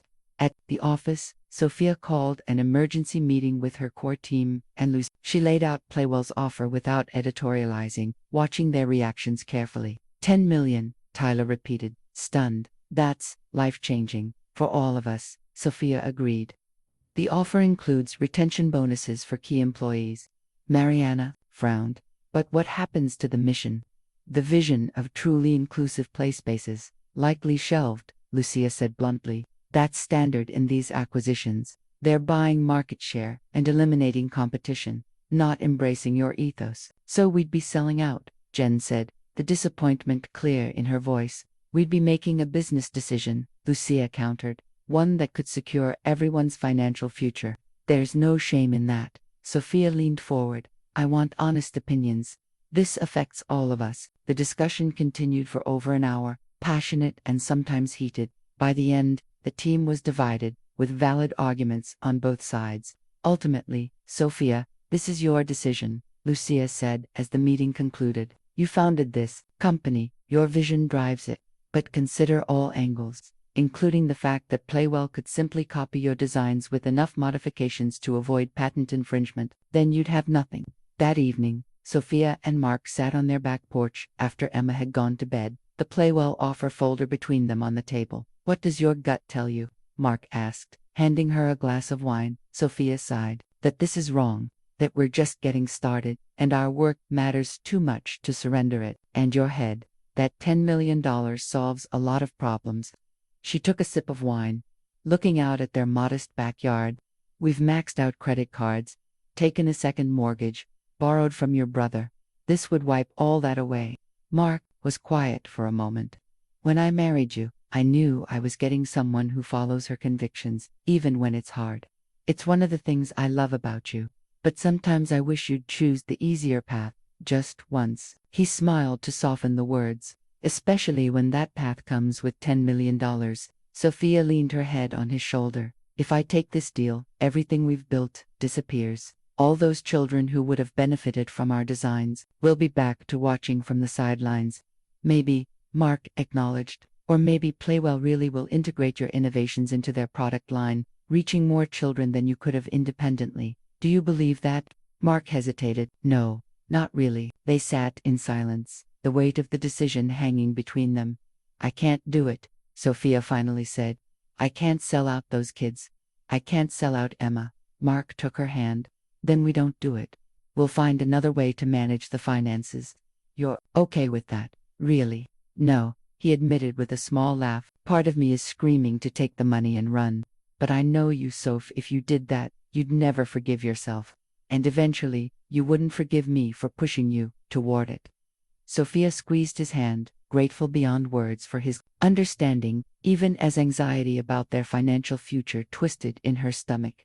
The next morning, Sophia called Gerald Harrington. I've considered your offer, she said without preamble when he answered, and I'm declining. The silence on the other end stretched for several seconds. That's surprising, Gerald finally said. May I ask why? Because what we're building is worth more than money, Sophia replied simply, and because every child deserves a chance to play, not just the ones whose needs fit your profit margins. That's a lovely sentiment, Mrs. Turner, but sentiment doesn't pay bills or grow a business. Our offer is far beyond what your company is actually worth on paper. Then I guess we value different things. Sophia kept her voice even. Thank you for your interest in inclusive play spaces, but we'll be continuing independently. After hanging up, Sophia sat at her desk, alternating between exhilaration at standing her ground and terror at rejecting financial security. $10 million, gone with a single phone call. Her phone buzzed with a text from Mark. Whatever you decided, I'm with you. Sophia smiled, some of her anxiety easing. They would find a way forward. They always did. She didn't know that Gerald Harrington was already placing another call, one that would set in motion a chain of events designed to make her regret her decision. The letter arrived on official-looking legal stationery, its contents hitting Sophia like a physical blow. Playwell Industries has reason to believe that inclusive play spaces is infringing on patents. #7,834,921 and number 8,923,405 specifically regarding adaptive swing mechanisms and transfer platform designs. They're suing us. Mark's voice rose in disbelief as he read over Sophia's shoulder. For patent infringement. That's ridiculous. Your designs are completely original. Sophia sank into a chair, the letter trembling in her hands. It doesn't matter if it's ridiculous. Fighting this will cost money we don't have. This is retaliation for turning down their offer, Mark said grimly. They're trying to force us out. Lucia's response when Sophia called her was similarly blunt. Of course it's retaliation. And it's a classic big company tactic: drag out legal proceedings until the smaller competitor runs out of money to fight. What do? We get a good intellectual property attorney and prepare for battle, Lucia said. I have someone in mind. Not cheap, but the best. I'll increase my investment to cover initial legal costs. The next weeks pass in a blur of legal consultations, document preparation, and mounting anxiety. Their attorney was confident they could eventually win. Sophia's designs were indeed original, but warned that the process could take months, even years. Meanwhile, the lawsuit was having its intended effect. To school districts that had been close to signing contracts suddenly became concerned about potential legal complications and put their decisions on hold. Existing clients began calling with questions about warranty coverage if inclusive play spaces went under. The stress began taking a toll at home. Mark, who had supported Sophia's decision to reject Playwell's offer, now questioned that choice. During late-night arguments when Emma was asleep, $10 million would have solved everything, he said one night, his voice tight with frustration. Now we might lose the house, the business, everything. Don't you think I know that? Sophia shot back, tears threatening. Don't you think I replay that decision every night when I can't sleep? Then why are we still fighting this? Maybe we should approach Playwell again, see if the offer still stands, and admit defeat. Let them win by bullying us. Mark ran a hand through his hair. Sometimes walking away isn't defeat, so sometimes it's just survival. The next morning, Mark was quiet as they prepared breakfast. Emma, perceptive as always, glanced between her parents with worry in her eyes. Is everything okay? She asked. Just work stress, sweetie, Sophia assured her, forcing a smile. Nothing for you to worry about. Emma didn't look convinced. Is it because of the playground company? Are we in trouble? Sophia and Mark exchanged glances. They had tried to shield Emma from the business problems, but she was too observant to fool completely. We're facing some challenges, Mark admitted. But that's part of running a business. We'll figure it out. Emma nodded solemnly. I heard you arguing last night. Sophia's heart sank. Oh honey, I'm sorry. Dad and I just have different ideas about how to solve a problem. That doesn't mean anything bad. Are you getting divorced? Emma's voice was small. No, both parents exclaimed simultaneously. Mark knelt beside Emma's chair. Absolutely not. When grown-ups love each other, they can disagree sometimes, even argue. But that doesn't mean they stop loving each other. Emma seemed to accept this, but Sophia noticed how she watched them carefully for the rest of the morning, as if looking for signs of deception. After dropping Emma at school, Sophia headed to a meeting with their attorney. The news wasn't good. Playwell had filed for an injunction that would prevent inclusive play spaces from selling or installing equipment until the patent case was resolved. If granted, this effectively shuts down your operations, the attorney explained. We'll fight it, of course, but these proceedings take time. Sophia felt numb as she drove from the attorney's office to the hospital for Emma's scheduled checkup. The twice-yearly visit with Emma's specialist had completely slipped her mind until the reminder notification popped up on her phone that morning. But Emma was quiet during the examination, answering the doctor's questions, but without her usual cheerful chatter. Dr. Rivera, who had been treating Emma for years, noticed the change. Is everything all right at home, Emma? She asked gently. Emma shrugged. Mom and Dad are fighting about money, and Mom's company is in trouble. Sophia felt a stab of guilt. Emma, that's not something you need to worry about. But I do worry, Emma said, her voice suddenly fierce. Because it's all because of me. If I could walk normal, you wouldn't have made the playground stuff, and we wouldn't have these problems. Emma, no, Sophia began, but Dr. Rivera interrupted with a concerned frown. I'm noticing some increased tension in Emma's hip flexor today. Has she fallen recently or changed her physical therapy routine? The abrupt change of subject threw Sophia. Not that I know of, Emma. Emma looked down. I fell at school last week, but I was fine. Why didn't you tell me? Sophia asked. You were busy with the lawsuit stuff. Emma's voice was without accusation, which somehow made it worse. Dr. Rivera's expression grew more serious as she continued her examination. I'm concerned about the regression I'm seeing in her hip mobility. I'd like to schedule some additional tests, possibly an MRI. Sophia's worry about the business was instantly eclipsed by concern for Emma. Is it serious? It could be simple muscle strain from the fall, or it could indicate a more significant issue with her hip joint. Better to be cautious. By the time they left the hospital with appointments for additional tests scheduled, Sophia felt overwhelmed by the collision of crises. The business she'd built to help children like Emma was on the verge of collapse, and now Emma herself might be facing medical setbacks. In the hospital parking garage, Sophia's phone rang. It was Mark. Soph, we need to talk, he said, without greeting. I've been thinking about everything, and I need some space to sort out my feelings about all this. Space? What do you mean, space? Sophia glanced at Emma, who was buckling herself into the back seat, and stepped a few paces away. I'm going to stay with Jason for a few days, Mark said, referring to his brother. I just, I need to clear my head. You're leaving now. Sophia could hardly believe what she was hearing. Mark, Emma might need surgery. Dr. Rivera found problems with her hip, and you're walking out. There was a long pause. Surgery, what happened? Sophia explained the doctor's concerns briefly. I'll be there for all the medical stuff, of course, Mark said, his voice softening. I'd never abandon Emma, but Soph, this situation with the business, with our finances, I'm angry, I'm scared, and I'm not being the husband or father I want to be right now. So your solution is to leave? Sophia fought to keep her voice down, aware of Emma waiting in the car.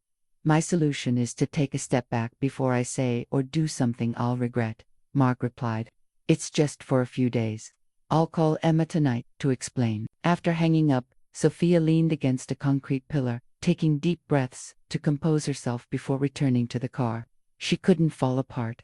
Emma needed her to be strong. Back home, as Emma rested, Sophia retreated to the one place she could guarantee privacy and finally let the tears come. Sitting on the edge of the tub, she sobbed silently, overwhelmed by the cascading disasters. The business she'd built from scratch was being crushed by a corporate giant. Her daughter might need surgery. Her husband had walked out, even temporarily, and their financial situation grew more precarious by the day. Everything was collapsing around her. And for the first time since that rainy day outside the school, when she'd been dismissed as just a mom, Sophia wondered if she had made a terrible mistake. Maybe she should have stayed in her lane, accepted the limitations of their life, focused solely on Emma rather than trying to change the world. As the tears subsided, Sophia splashed cold water on her face and stared at her reflection in the mirror. The woman looking back at her seemed older, the lines around her eyes deeper, the weight of too many battles evident in her expression. "What now?" she whispered to herself. "What do I do now?" The answer didn't come.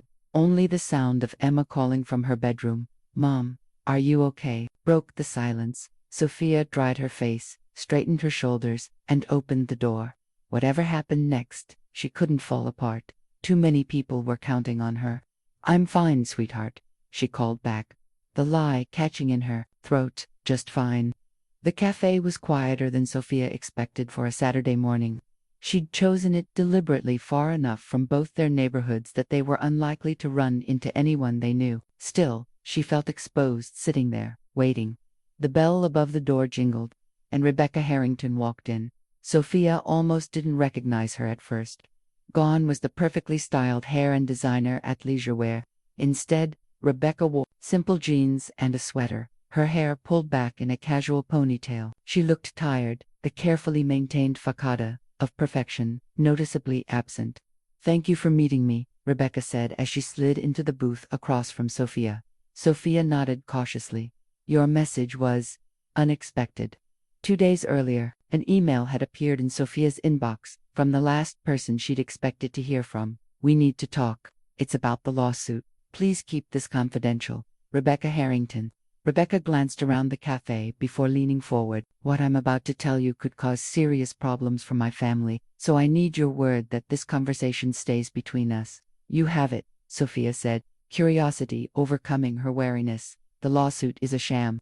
Rebecca's voice was low, but clear. "Gerald is using Playwell to punish you for refusing their offer. The patents they're claiming you violated don't actually cover your specific designs." Sophia stared at her in disbelief. "How do you know this?" "Because I overheard him discussing it with their legal team." Rebecca's hands fidgeted with her napkin. He said, and I quote, "I don't care if the case is weak. By the time it's thrown out, she'll be bankrupt." "Why are you telling me this?" Sophia asked, suspicion replacing shock. "Why help me after everything?" Rebecca was quiet for a moment, seemingly gathering her thoughts. "My niece, Lily, my sister's daughter, was diagnosed with juvenile arthritis 3 months ago. It's progressing rapidly. She's already using mobility aids." Understanding began to dawn. "I'm sorry to hear that. Last weekend, my sister took Lily to Millfield Elementary to try out your playground equipment." Rebecca's voice wavered slightly. She recorded a video of Lily using the swing independently for the first time. The look on her face. Rebecca pulled out her phone, brought up a video, and slid it across the table. On the screen, a young girl with leg braces was swinging on the freedom swing, her face alight with joy. "That's the same expression Emma had," Sophia said softly. Rebecca nodded, reclaiming her phone. "Seeing that, knowing what your designs mean to children, like Lily. I couldn't stay silent while Gerald uses legal bullying to destroy your company." Sophia sat back, processing this unexpected turn. "What exactly are you suggesting I do with this information?" "Your attorney can use it to fight the injunction. And I can provide documentation on memos that show Playwell knows their case is baseless." "That would implicate your husband," Sophia pointed out. "Are you prepared for the consequences?" Rebecca's expression hardened. "Gerald and I are separating. For multiple reasons, but his tactics with your company were the final straw. I won't protect someone who would deny children like Lily the chance to play just to win a corporate game." The bitterness in Rebecca's voice suggested deeper issues, but Sophia didn't pry. Instead, she asked the question that had been bothering her for months. Why did you dismiss my original playground proposal so quickly? Was it just because of Gerald's connection to Playwell? Rebecca had the grace to look ashamed. Partly, but mostly it was simple arrogance. You were the new mom, the one who'd given up her career for a special needs child. I was the successful businesswoman who'd never sacrificed her ambitions. Dismissing you made me feel superior. The honesty was unexpected and disarming. And now? Sophia asked. Now I understand that what you did stepping back from your career to care for Emma, then building something new that serves both her and other children, that took more strength and vision than climbing any corporate ladder. Rebecca offered a rueful smile. You were never just a mom. I was just too blind to see it. Sophia felt an unexpected wave of empathy for the woman across from her. How many times had she herself judged other mothers' choices without understanding their circumstances? What happens after I give this information to my attorney? She asked, bringing the conversation back to practicalities. Playwell's case will likely collapse, though Gerald won't give up easily. He has too much pride. Rebecca hesitated. There's something else you should know. The school board is meeting next week to reconsider your original playground proposal for Franklin Elementary. Eleanor Washington mentioned that possibility, but I didn't want to get my hopes up. It's more than a possibility. It's practically decided, Rebecca said. Eleanor has rallied significant support, and with the success of your installations at other schools, the board is eager to rectify their earlier oversight. Their word, not mine. And you? Sophia asked. Where do you stand now? I resigned from the PTA Executive Committee yesterday. Rebecca's smile was tight but genuine. I'll be focusing my energy on advocacy for juvenile arthritis research and accessible spaces. Turns out, I'm quite good at raising money and awareness when I actually care about the cause. They talked for another hour, the initial awkwardness gradually giving way to something not quite friendship, but a mutual respect born of shared understanding. By the time they parted, Sophia had pages of notes that would help her attorney fight the injunction, and Rebecca had contact information for several disability advocacy groups that might benefit from her fundraising skills. I won't say I'm sorry we met, Rebecca said, as they stood outside the cafe, but I am sorry for how I treated you. And I'm sorry it took Lily's diagnosis for me to see the value in what you're building.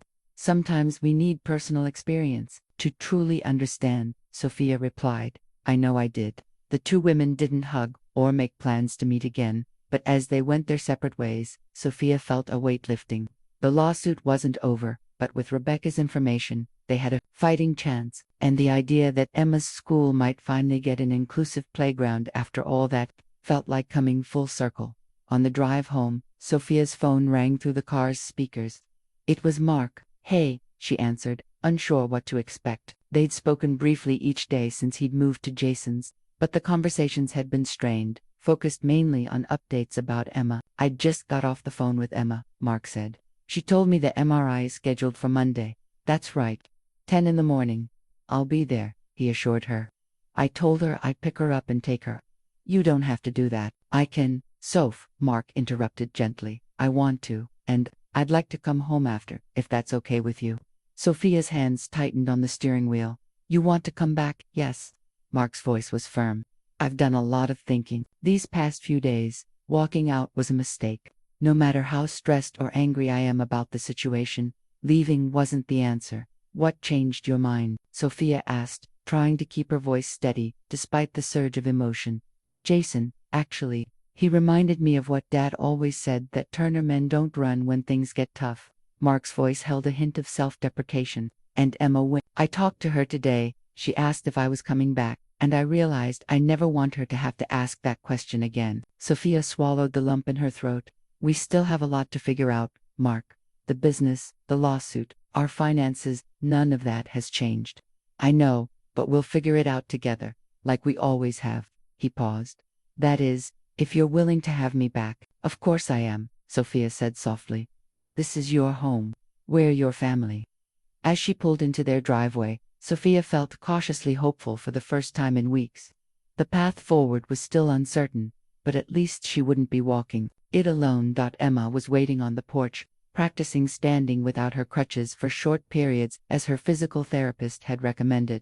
Her face lit up when she saw Sophia. "Mom, guess what? Dad's coming home, and he's taking me to the hospital on Monday." Sophia smiled, climbing the steps to hug her daughter. "He told me. Are you happy about that?" Emma nodded vigorously. "He said he was just taking a little vacation to think about stuff, but now he's done thinking." "That's right," Sophia agreed, wondering how much of their difficulties Emma truly understood. "And Ms. Washington from the school board called while you were out," Emma continued excitedly. "She said to tell you they want to meet about the playground on Tuesday." "Is that our playground, Mom? The one they said no to before?" "It might be," Sophia said, not wanting to get Emma's hopes up prematurely. "We'll have to see what they say at the meeting." Emma grinned. "I bet they say yes, this time. Everyone says yes to your playgrounds now." Sophia laughed, struck by her daughter's unwavering confidence. "From your lips to God's ears, sweetheart." That night, as she prepared for bed in an empty house that wouldn't be empty much longer, Sophia reflected on the day's unexpected developments. Rebecca Harrington, of all people, had become an ally. The school board was reconsidering her proposal. Mark was coming home. None of their problems were solved yet. Emma's medical tests loomed, the lawsuits still threatened the business, and their financial situation remained precarious. But for the first time in weeks, Sophia felt the tide beginning to turn. As she drifted toward sleep, she remembered something her mother used to say: "Sometimes help comes from the last place you'd expect. That's how you know it's meant to be." Sophia stared at her laptop screen. The crowdfunding page for inclusive play spaces opened before her. After 3 days, they had raised just under $50,000, an impressive amount, but far short of the $250,000 they needed to keep the company afloat through the legal battle with Playwell. "It's a good start," Lucia said encouragingly during their video call, "but we need to amplify this message, make it more personal." "More personal than children being excluded from play?" Sophia asked, frustration edging her voice. "Yes," Lucia said firmly. "People donate to stories, not statistics.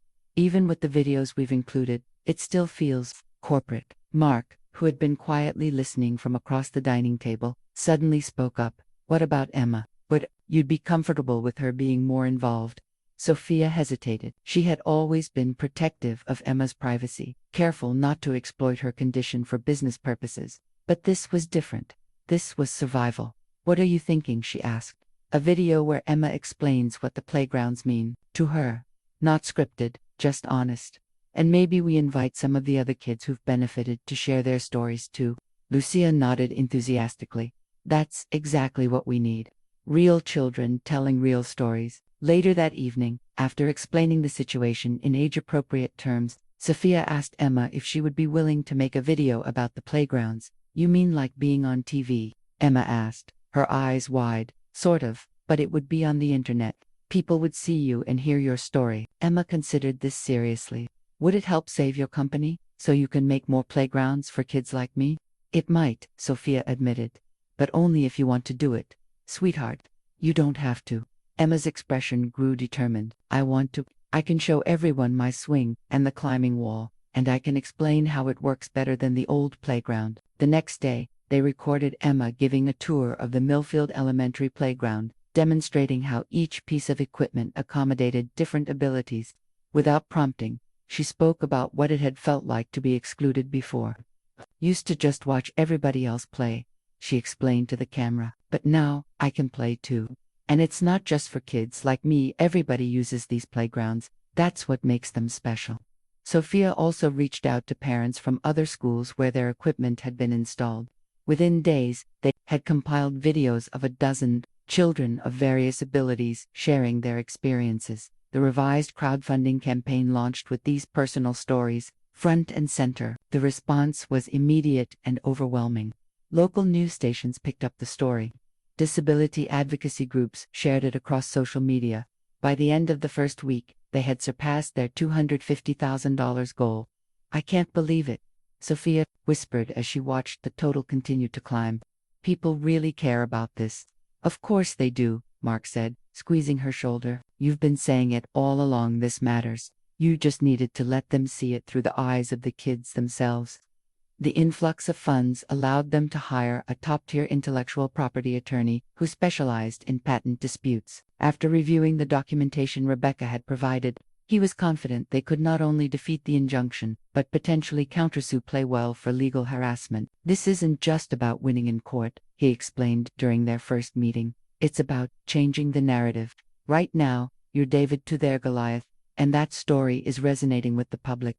Meanwhile, Emma's MRI results had come back more positive than expected. The issue with her hip was indeed muscle strain from her fall, exacerbated by stress-related tension. With proper physical therapy and reduced anxiety, which seemed to be improving as the family situation stabilized, her prognosis was good. "No surgery necessary," Dr. Rivera confirmed, to everyone's relief, "but I want to see more consistency with her therapy exercises and less stress at home."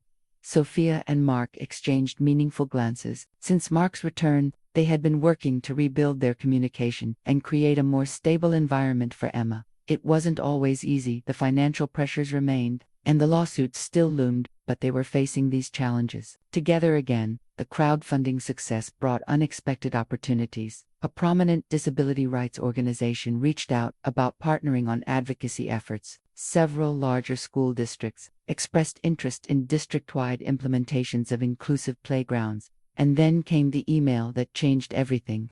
A children's television producer wants to feature inclusive play spaces in a segment about innovation in accessible design, Sophia announced one evening as they cleaned up after dinner. They specifically requested Emma as one of the featured children, if we're comfortable with that. "Me, on real TV." Emma's eyes widened.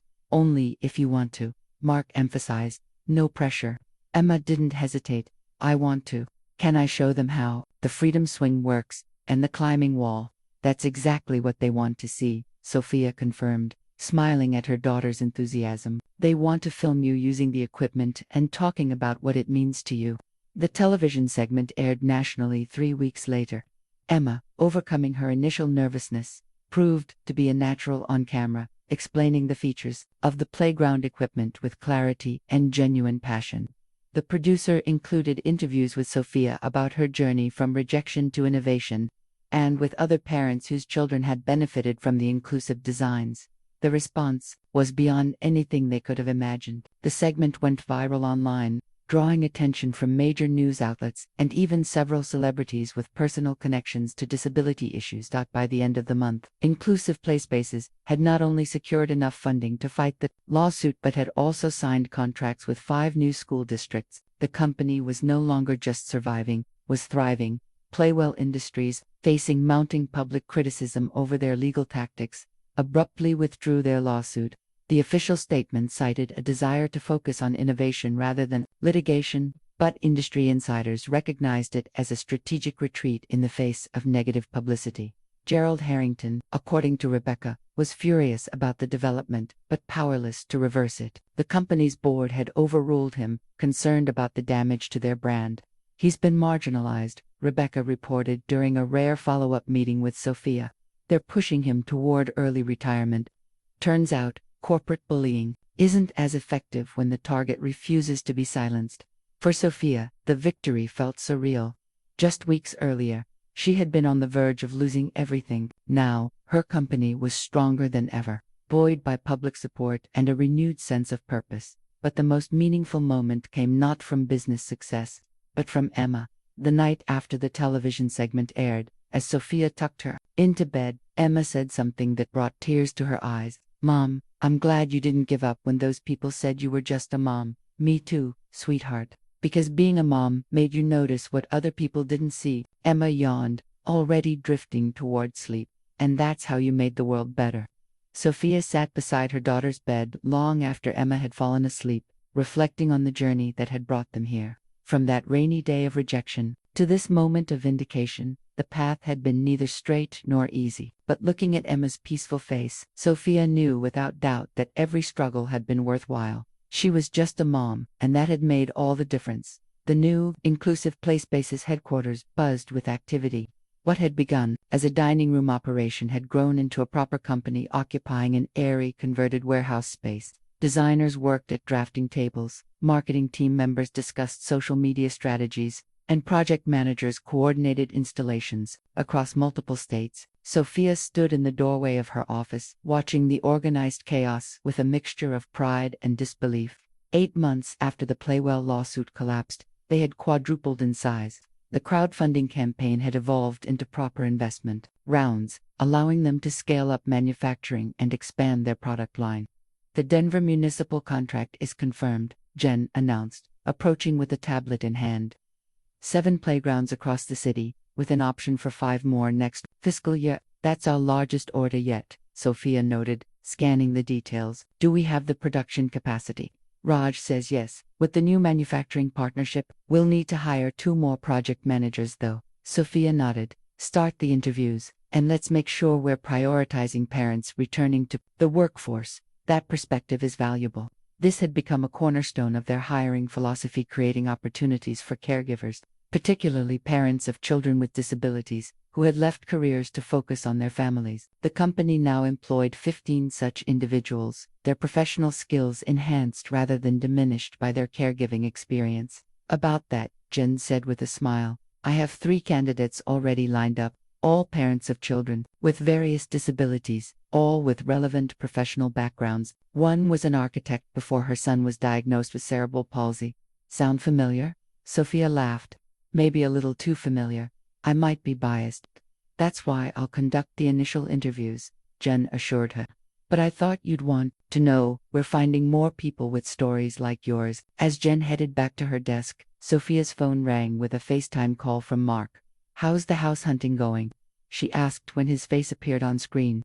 I think we found it, Mark said, his expression excited. Single level, open floor, plan, wide doorways throughout. And the backyard is perfect, flat, spacious, already fenced. Their current home, with its multiple levels and narrow hallways, had become increasingly challenging for Emma as she grew. The stairs that had once been manageable now represented a daily struggle, and the bathroom was too small to easily accommodate her mobility aids. Send me pictures, Sophia requested. I can leave early today to see it in person if you think it's promising. Already sent them to your email. And yes, I think it's worth seeing today. The realtor says there's already another interested buyer. After they hung up, Sophia opened her email to find a dozen photos of a ranch-style home in a quiet neighborhood closer to Emma's school. It was larger than their current house but still modest, with the kind of practical, accessible design that would make Emma's daily life easier. The last photo showed Emma standing in the backyard, her face alight with excitement as she pointed to a large oak tree perfect for a treehouse or perhaps a modified play structure that she could access. The sight of her daughter's joy made the decision easy. This would be their new home, a physical manifestation of how far they'd come from the days of financial struggle and uncertainty. Later that afternoon, as Sophia prepared to leave to meet Mark at the house, Mariana from the marketing team stopped by her office. The Wall Street Journal reporter confirmed for tomorrow, she said. She's doing a feature on companies founded by women who left and returned to the workforce. Your story really resonated with her. That's wonderful, Sophia said, gathering her things. But can you emphasize that I want the focus to be on the broader mission, not just on me? This isn't about one mom's crusade. Already done, Mariana assured her. I've briefed her on our community impact data and the employment opportunities we've created. But Sophia, she hesitated. Your personal journey is powerful. It's okay to own that part of the story too. Sophia nodded, acknowledging the gentle correction. She still struggled sometimes with being the face of the company, preferring to highlight the collaborative nature of their work and the children they served. But she was learning to accept that her experience as just a mom who refused to be dismissed was an important part of what made inclusive play spaces resonate with so many. On the drive to see the potential new house, Sophia called her mother, who had become an unexpected asset to the company after her temporary stay had evolved into a permanent relocation. How's the hiring committee going? Sophia asked. Patricia had taken on the role of chairing the diversity and inclusion initiative for their hiring practices. We've finalized the updated policy, Patricia reported. 20% of all new hires will be caregivers returning to the workforce, and another 15% will be individuals with disabilities themselves. Any pushback from the board? None, Patricia said with satisfaction. The data speaks for itself. Our retention rates for these demographics are nearly perfect, and they bring invaluable perspective to product development. This was another, unexpected outcome of their growth, a discovery that inclusive hiring practices strengthened the company itself. Employees who had personal experience with disability, either their own or a loved one's, brought insights that no amount of research could replace. After viewing the house, which was even more perfect in person and making an offer that was accepted on the spot, Sophia and Mark took Emma for ice cream to celebrate. "Will I still have to change schools?" Emma asked, licking her chocolate cone. "No, sweetheart," Mark assured her. "The new house is actually closer to Franklin Elementary." Emma nodded thoughtfully. "And when will our playground be finished there?" The Franklin Elementary installation, the very school that had first rejected Sophia's proposal, was scheduled for completion the following month. In a particularly satisfying turn of events, Rebecca Harrington had joined the installation committee as a parent volunteer, bringing her organizational skills and newfound commitment to accessibility to the project. "Just a few more weeks," Sophia promised, "and you'll be part of the ribbon-cutting ceremony if you want to be." With the big scissors, Emma's eyes widened. The biggest, Mark confirmed with a grin. As they finished their ice cream, Sophia's phone buzzed with a text from Lucia. "Check your email. Opportunity too good to wait." Intrigued, Sophia opened her inbox to find a message from a national foundation dedicated to children's health and well-being. They were proposing a partnership to bring inclusive play spaces equipment to children's hospitals across the country. "Playgrounds in hospitals," Mark read over her shoulder. "Is that even possible?" "Adaptive outdoor spaces for longer-term patients," Sophia clarified, scanning the proposal. "Plus indoor play areas with our sensory equipment. It's ambitious, but but exactly the kind of challenge you love," Mark finished, smiling at her. "I can see the wheels turning already." Emma, who had been attempting to read the email upside down, asked, "Does this mean kids in hospitals could use our swings too?" "That's the idea," Sophia confirmed. Emma nodded decisively. "Then you have to do it. Because being sick in a hospital is already really hard. Not being able to play would make it even worse." Out of the mouths of babes, Sophia thought. Emma's simple statement cut to the heart of why their work mattered. Play wasn't a luxury, but a necessity, especially for children facing challenges. The next morning, as Sophia prepared for her interview with the Wall Street Journal, she reflected on the company's explosive growth. They now had 37 employees, contracts in 12 states, and a product line that had expanded from the original Freedom swinged over 20 distinct pieces of inclusive playground equipment.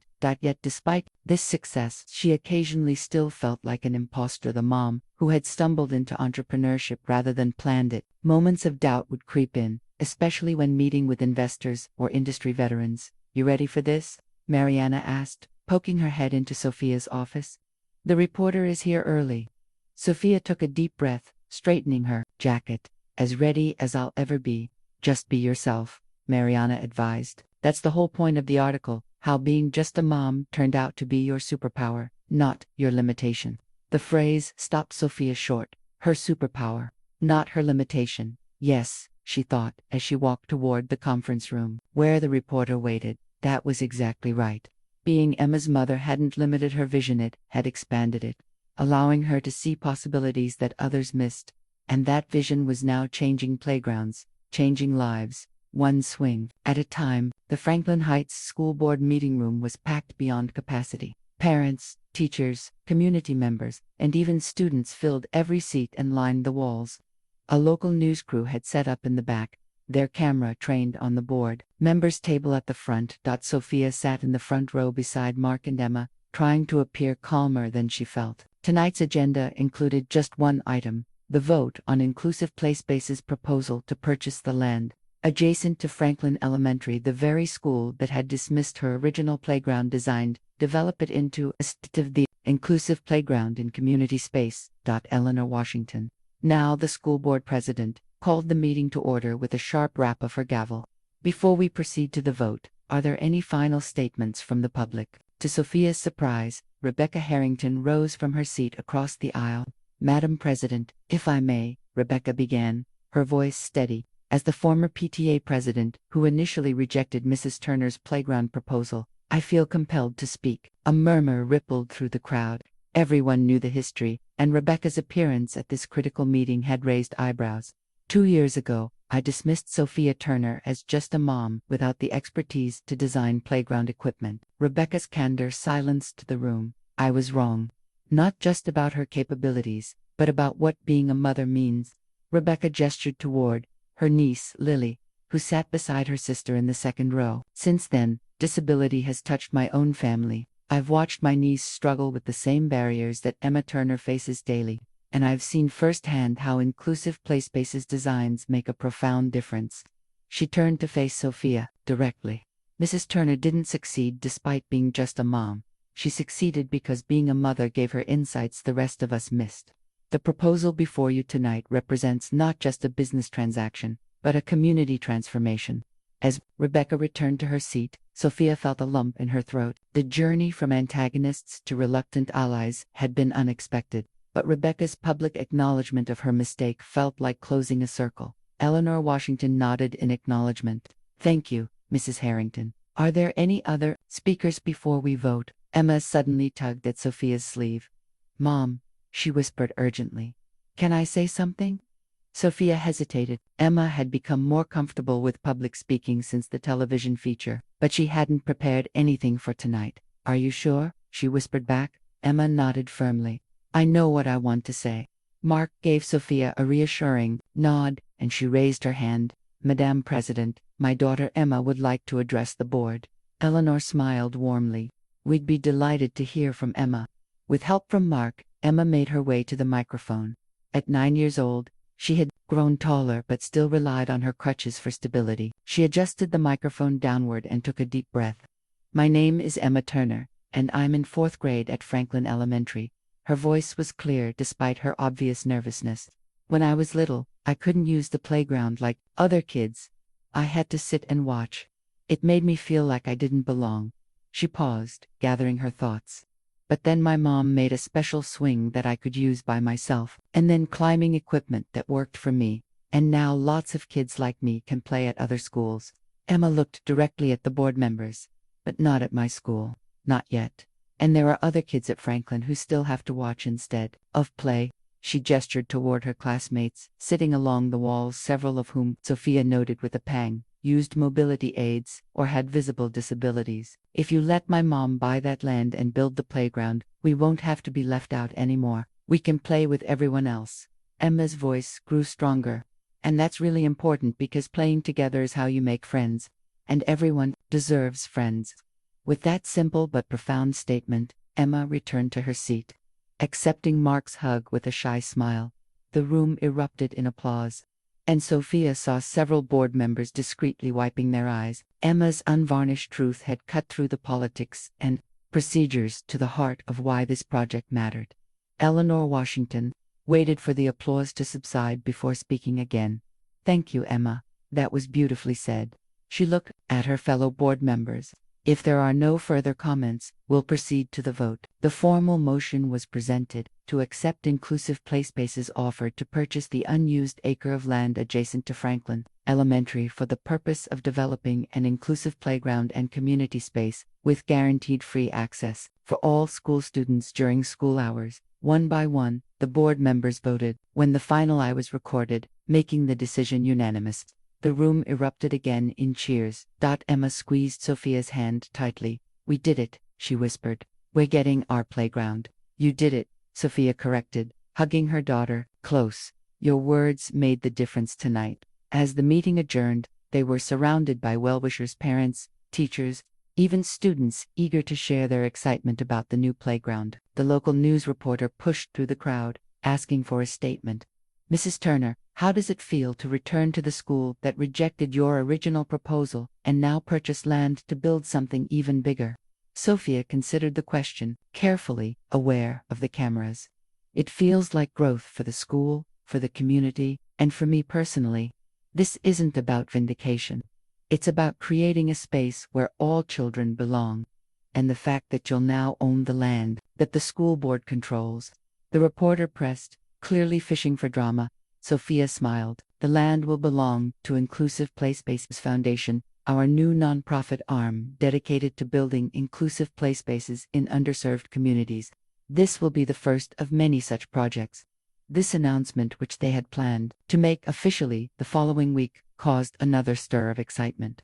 The foundation had been Lucia's idea, a way to leverage their commercial success to serve communities that couldn't afford high-end playground equipment. As they finally made their way toward the exit, Rebecca approached with Lily. "Congratulations," she said, her tone genuine. "Your daughter was very persuasive." "Thank you for your statement," Sophia replied. "It meant a lot." Rebecca nodded, a hint of her old briskness returning. "Yes, well, it was the truth. Sometimes admitting a mistake publicly is the right thing to do." She glanced at Lily, who was chatting animatedly with Emma about the new playground, especially when that mistake affects children. Outside in the cool evening air, Mark wrapped an arm around Sophia's shoulders as they walked to their car.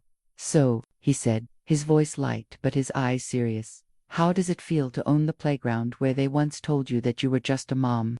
Sophia watched Emma ahead of them, moving with growing confidence on her crutches, already deep in conversation with Lily about what features the new playground should include. "Honestly," she said, "it feels like coming full circle, but it also feels like just the beginning." Mark nodded, understanding as always. "The foundation's going to keep you busy."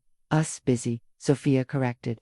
"I couldn't do any of this without you, you know." "Oh, I think you'd have found a way," Mark said with a smile. "But I'm glad to be along for the ride." Back home, as they prepared for bed, Sophia found herself thinking about that rainy day outside the school 2 years earlier. The dismissal that had cut so deeply, the anger and determination that had followed. She had wanted to prove them wrong about her, to show that being just a mom didn't make her less capable or her ideas less valuable. But somewhere along the way, the mission had evolved from personal vindication to something much larger. Her phone buzzed with a text from Lucia. "Congratulations on the unanimous vote. Foundation paperwork will be ready to sign tomorrow. Have you seen the latest acquisition numbers? Q3 is going to be our biggest yet." Sophia smiled at the reminder of how far they'd come financially, from maxed-out credit cards and a second mortgage to a thriving company with a nonprofit foundation. It was almost too much to comprehend. She typed back, "Thanks for everything. None of this would have happened without your belief in us from the beginning." Lucia's response came quickly. "I recognized a fellow woman who refused to stay in the box others built for her. Looking forward to seeing what you do next." What next, indeed, Sophia thought as she set her phone aside. The foundation would focus on underserved communities. The company was expanding into international markets, and there were discussions about developing equipment for adults with disabilities, not just children. The possibilities seemed endless now, but they all stemmed from that moment of rejection, from being dismissed as just a mom, and deciding to prove that motherhood wasn't a limitation but a perspective the world desperately needed. As she drifted toward sleep, Sophia thought about Emma's simple, powerful statement at the meeting: "Everyone deserves friends, and everyone deserves to be seen, to be included, to have their contributions valued, even perhaps especially the ones who are just moms." Rain threatened the morning of the groundbreaking ceremony, dark clouds gathering over Franklin Elementary School in an echo of that fateful day 2 years earlier. But Sophia refused to see it as an omen. "If it rains, we dance in it," she told Emma as they drove to the school. "Today is a celebration, no matter what."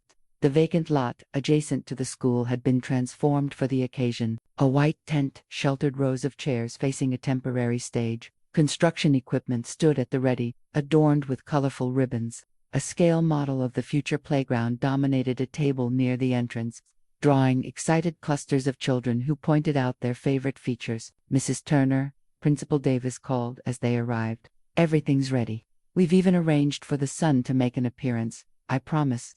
As if on cue, the clouds parted slightly, allowing weak sunlight to stream through. Sophia laughed. "I'm impressed with your connections, Principal Davis. Please, call me Rachel." The principal smiled warmly. "After all we've been through to get here, I think we're beyond formalities."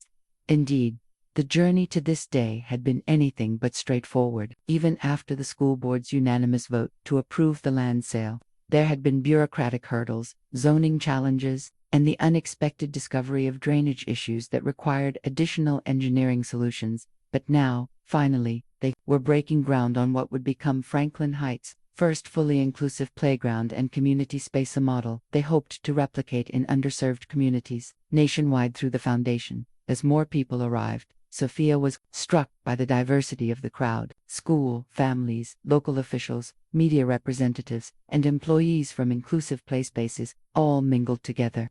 She spotted Rebecca with her sister and niece, engaged in conversation with Eleanor Washington. Mark was helping set up the ceremonial shovels with Emma, who insisted on checking that the adaptive shovel with forearm supports was positioned correctly. "Quite a turnout," Lucia observed, appearing at Sophia's side. "The mayor just arrived."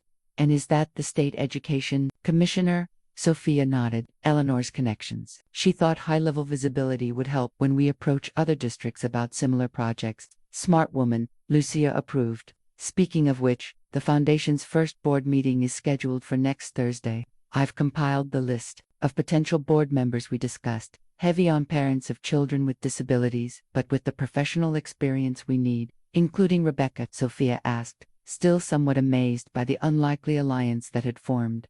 Lucia nodded. Her fundraising skills are impressive, and her personal connection through her niece gives her authenticity. Plus, having the former opponent now championing the cause makes for a compelling narrative. Before Sophia could respond, Principal Davis approached the microphone on the small stage, signaling the start of the ceremony.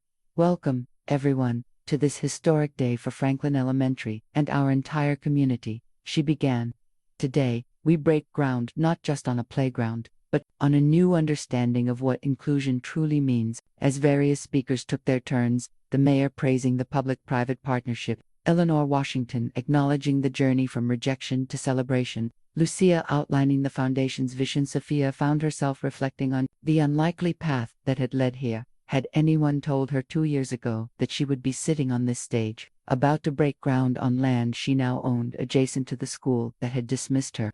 She would have thought them delusional, yet here they were, proof that determination could transform rejection into opportunity. Finally, it was Sophia's turn to speak. As she approached the microphone, she saw Emma watching her with pride, and her prepared remarks suddenly felt inadequate. "I had a speech written," she began, setting aside her notes, "about inclusion and innovation and community partnerships. All important topics. But standing here now, I'm reminded that this journey began with something much simpler: mother watching her child being left out, and deciding that wasn't acceptable." She glanced at Emma, then scanned the audience, meeting the eyes of other parents whose children had various disabilities. "Many of you know that I was once dismissed as just a mom when I proposed improvements to the school playground. That dismissal hurt deeply at the time, but now, I wear that label as a badge of honor. Because being a mom, being a parent, means seeing possibilities others miss. It means refusing to accept that the way things are is the way they must remain." Murmurs of agreement rippled through the crowd. This playground we're breaking ground on today isn't just about ramps and transfer platforms and sensory panels. It's about the radical idea that every child deserves to play, to belong, to be included without question or special accommodation. It's about building a world that makes space for all kinds of bodies and abilities from the beginning, rather than as an afterthought. Sophia gestured toward the construction equipment waiting nearby. "Today, we don't just break ground on a playground, we break ground on a new way of thinking about how we design our shared spaces. And I can think of no better person to lead that effort than the inspiration behind everything we've built." She turned toward Emma. "Emma, would you join me, please?" With Mark's help, Emma made her way onto the stage, her face a mixture of surprise and excitement. "This playground began with Emma's exclusion," Sophia explained to the crowd. "It's fitting that she should be the one to begin its creation." The ceremonial groundbreaking had been planned with multiple shovels for various dignitaries, but Sophia now gestured for Emma to take the center position, with the specially designed adaptive shovel that allowed her to leverage her strength effectively, ready to make some history.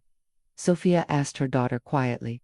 Emma nodded, her expression serious but her eyes shining. "Ready?" Together with the mayor, Eleanor Washington, and Principal Davis, they thrust their shovels into the earth and turned the first symbolic spadefuls of soil, officially beginning the project.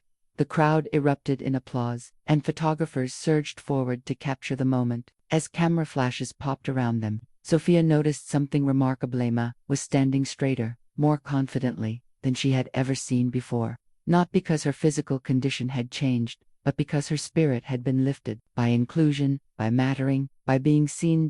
After the ceremony, as people mingled under the tent enjoying refreshments, Sophia found herself approached by parents she didn't recognize, mothers and fathers of children with various disabilities, some from Franklin Elementary, others who had traveled from neighboring communities after hearing about the project. "My son uses a wheelchair," one mother told her, eyes bright with unshed tears. "He's never been able to use a playground independently. What you're doing here, it's going to change his life."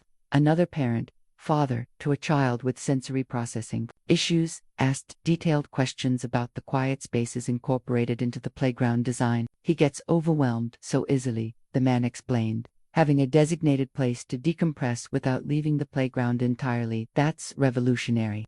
As Sophia answered questions and accepted thanks, she noticed a small group of PTA members huddled near the scale model, including several who had been present at that fateful meeting where she'd been dismissed. They appeared to be in deep conversation with Rebecca, occasionally glancing in Sophia's direction. Eventually, one of them, a woman named Diane who had been particularly vocal in supporting Rebecca's rejection 2 years ago, approached Sophia. "Mrs. Turner," she began hesitantly, "it is the PTA Executive Committee were wondering if you might be willing to speak at our next meeting about inclusive design principles and how we can better support all students." The request, so different from their previous dismissal, brought a smile to Sophia's face. "I'd be happy to," she said simply.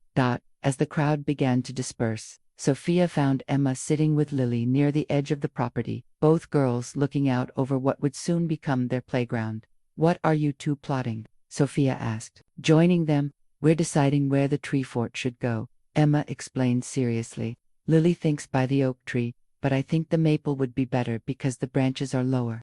"We can design it to work with either," Sophia assured them. "The important thing is that you'll both be able to use it." Emma nodded, her expression thoughtful. "Mom, do you think kids at other schools will get playgrounds like this too?" "That's the plan," Sophia confirmed. "The foundation will help build them in places that can't afford them otherwise." "Good," Emma said decisively, "because everybody should get to play, not just the lucky kids." Out of the mouths of babes, Sophia thought for the 100th time. Emma had distilled years of advocacy, design work, and business building into that simple truth. Everybody should get to play. As they gathered their things to leave, Sophia took one last look at the property, no longer an empty lot but the beginning of something transformative, not just for Franklin Elementary, but for communities everywhere that would benefit from the blueprint they were creating. The rain that had threatened earlier had completely cleared, leaving behind a bright blue sky, a fitting metaphor, Sophia thought, for the journey that had brought them here. From dark clouds to clear skies, from rejection to revolution, breaking new ground, indeed. The morning of the grand opening dawned clear and perfect, as if even the weather was celebrating. Sophia stood at the entrance to the completed playground, surveying the transformation with a sense of wonder. What had once been an empty lot was now a vibrant, thoughtfully designed space where children of all abilities could play together. Colorful ramps wound between climbing structures designed with multiple access points. The Freedom Swing had evolved into a more advanced model with additional support options. Sensory play panels at various heights accommodated wheelchair users and standing children alike. Quiet nooks offered respite for children who needed breaks from stimulation, and at the center stood a magnificent tree fort, accessible via both stairs and a gently sloping ramp disguised as a mountain path. "It's even better than the model," Mark said, joining her with coffee in hand. "You've outdone yourself." "So, we've outdone ourselves," she corrected, accepting the cup gratefully. This was a team effort from the beginning, and what a team it had been. Beyond the inclusive playspaces staff, the entire community had rallied around the project. Local businesses had donated materials and services. Parents had organized fundraisers for additional features beyond the basic design. Even the children had contributed, with Emma's class creating mosaic tiles that now decorated the entrance. "Mom, Dad," Emma's voice called from the parking lot where she was arriving with Patricia. "Hurry up, people are coming." Indeed, cars were beginning to fill the designated parking spaces. The official ribbon cutting wasn't scheduled for another hour, but families were already gathering, eager to be part of the historic day. Sophia took a deep breath. Ready for this? Mark squeezed her hand. More than ready. By the time the ceremony was set to begin.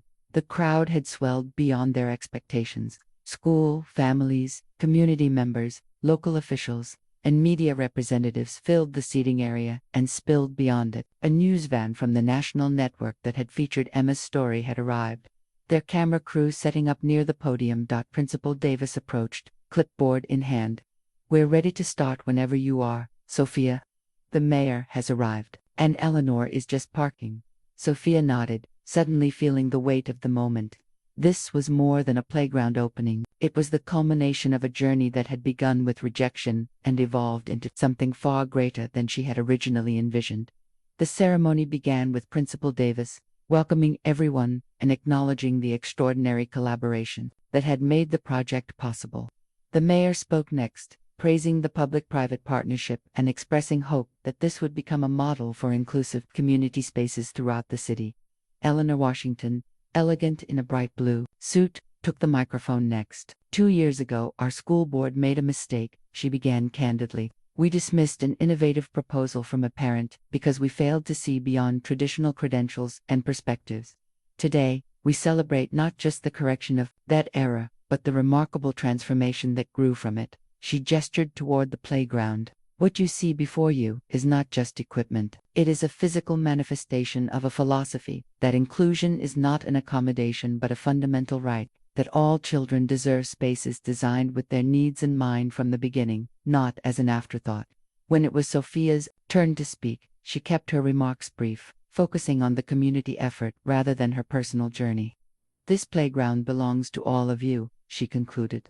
"It was built by and for this community, a testament to what we can achieve when we refuse to accept exclusion as inevitable." Finally, it was time for the ribbon cutting. Emma, as the inspiration behind it all, had been given the honor of wielding the ceremonial scissors.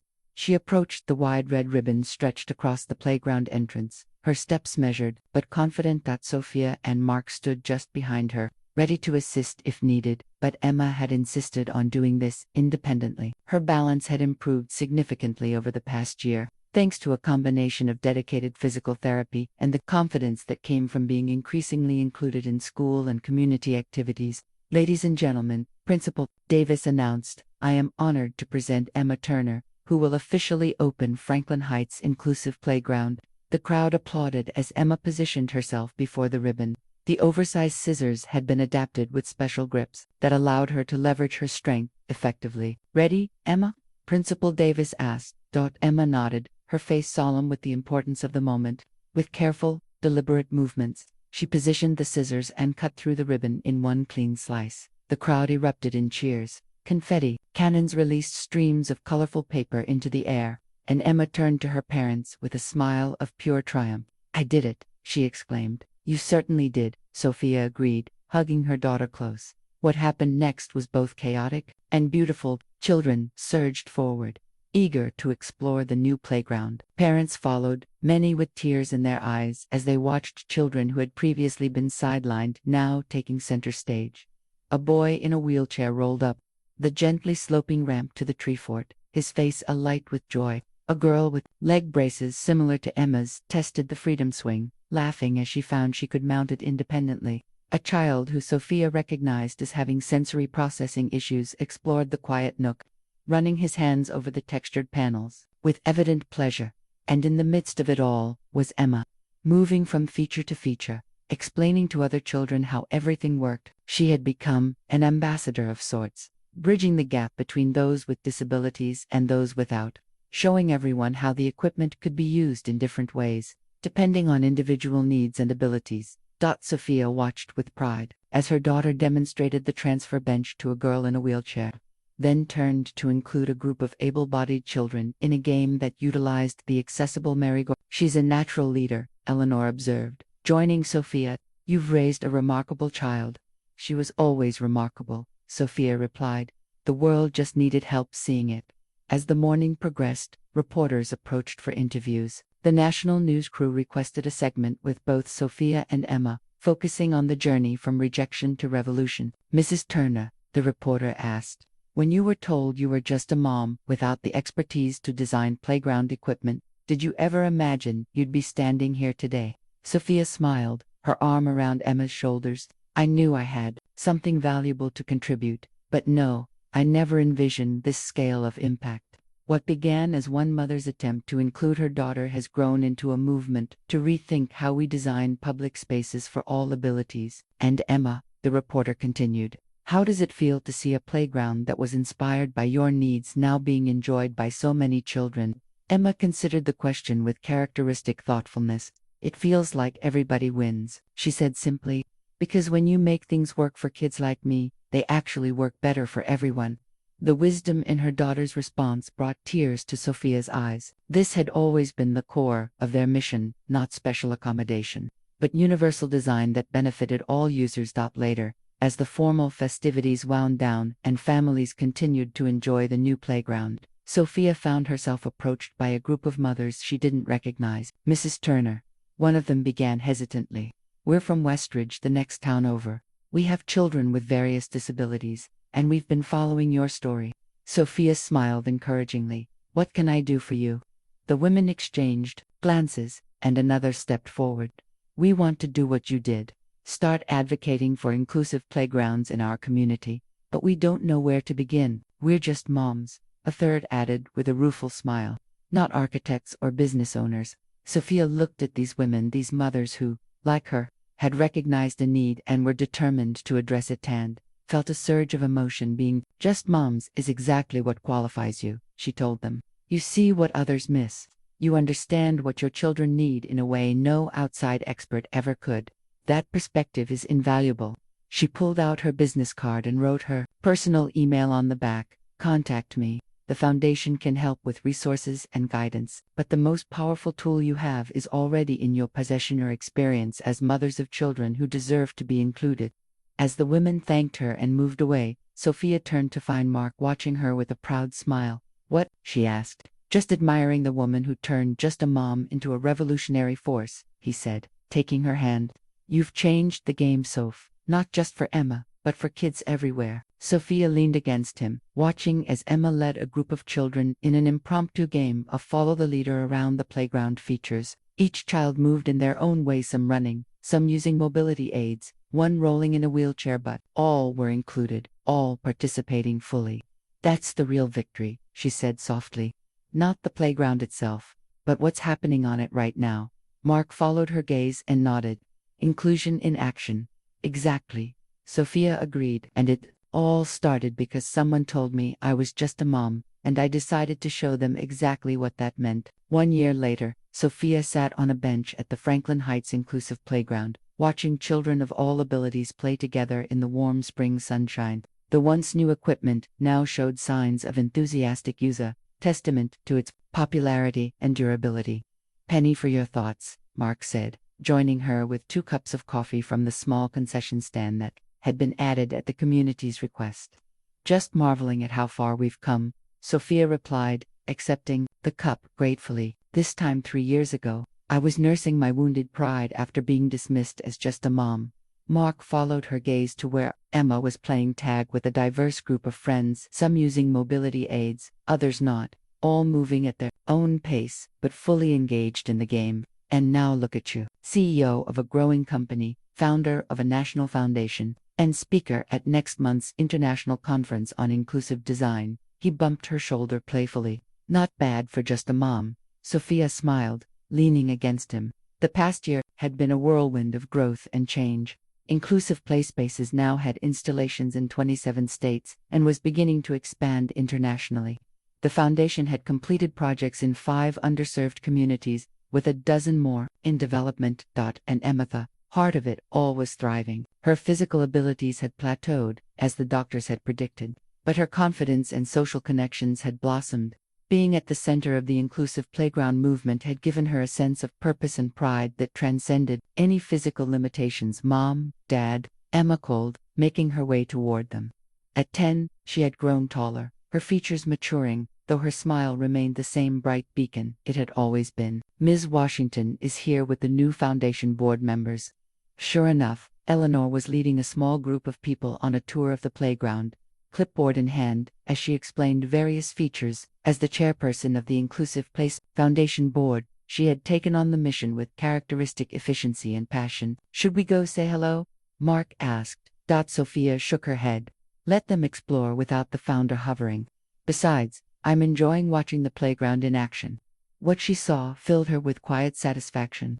Children moved between the various play structures freely, each finding ways to participate regardless of ability level. Parents chatted on benches similar to the one she occupied, relaxed in the knowledge that their children, all their children, were included. This had been the vision from the beginning, not separate play areas labeled accessible, but truly inclusive spaces where differences in ability became irrelevant to participation. I still can't believe that we own this land, Mark mused. From rejection to revolution, Sophia finished with a smile. It had become something of a catchphrase for their journey, featured in magazine articles and television segments about inclusive play spaces. Their conversation was interrupted by the arrival of Rebecca Harrington, who had spotted them from across the playground. Sophia, Mark, she greeted them with her characteristic briskness, though it had softened considerably over the past 2 years. I was hoping to find you here. Have you seen the proposal for the Children's Hospital project? As the Foundation's most successful fundraiser, Rebecca had taken on the hospital initiative with particular dedication. Her niece, Lily, whose juvenile arthritis had progressed, was now receiving regular treatments at the facility. I reviewed it yesterday, Sophia confirmed. The adaptive therapy garden is a brilliant addition. Rebecca nodded, clearly pleased. It was Lily's idea, actually. She pointed out that physical therapy would be more engaging if it incorporated play elements outdoors. Out of the mouths of babes, Sophia said with a smile. Indeed. Rebecca glanced at her watch. I should join Eleanor's tours. The potential donors in that group need a bit of persuasion regarding the community center expansion. As Rebecca strode purposefully toward Eleanor's group, Sophia marveled again at the unlikely alliance that had formed. Their relationship would never be warm friendship, but they had found common ground in their commitment to inclusion and accessibility. Emma returned from her game, slightly breathless but glowing with the exertion of play. Can we get ice cream from the stand? She asked, dropping onto the bench beside Sophia. After you rest a bit, Sophia agreed, noting her daughter's fatigue. Though Emma pushed herself hard, she was learning to recognize her body's limits and accommodate them without frustration. As they sat together, a young mother approached hesitantly, pushing a stroller with a toddler who had leg braces similar to Emma's early ones. Excuse me, she said. Are you Sophia Turner, from Inclusive Play Spaces? Sophia nodded, smiling at the young child in the stroller.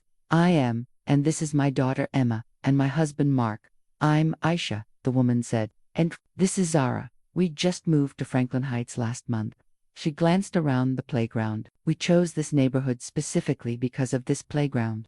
Zara was diagnosed with cerebral palsy, and when we saw videos of this place online, her voice trailed off, emotion evident in her expression. Emma leaned forward.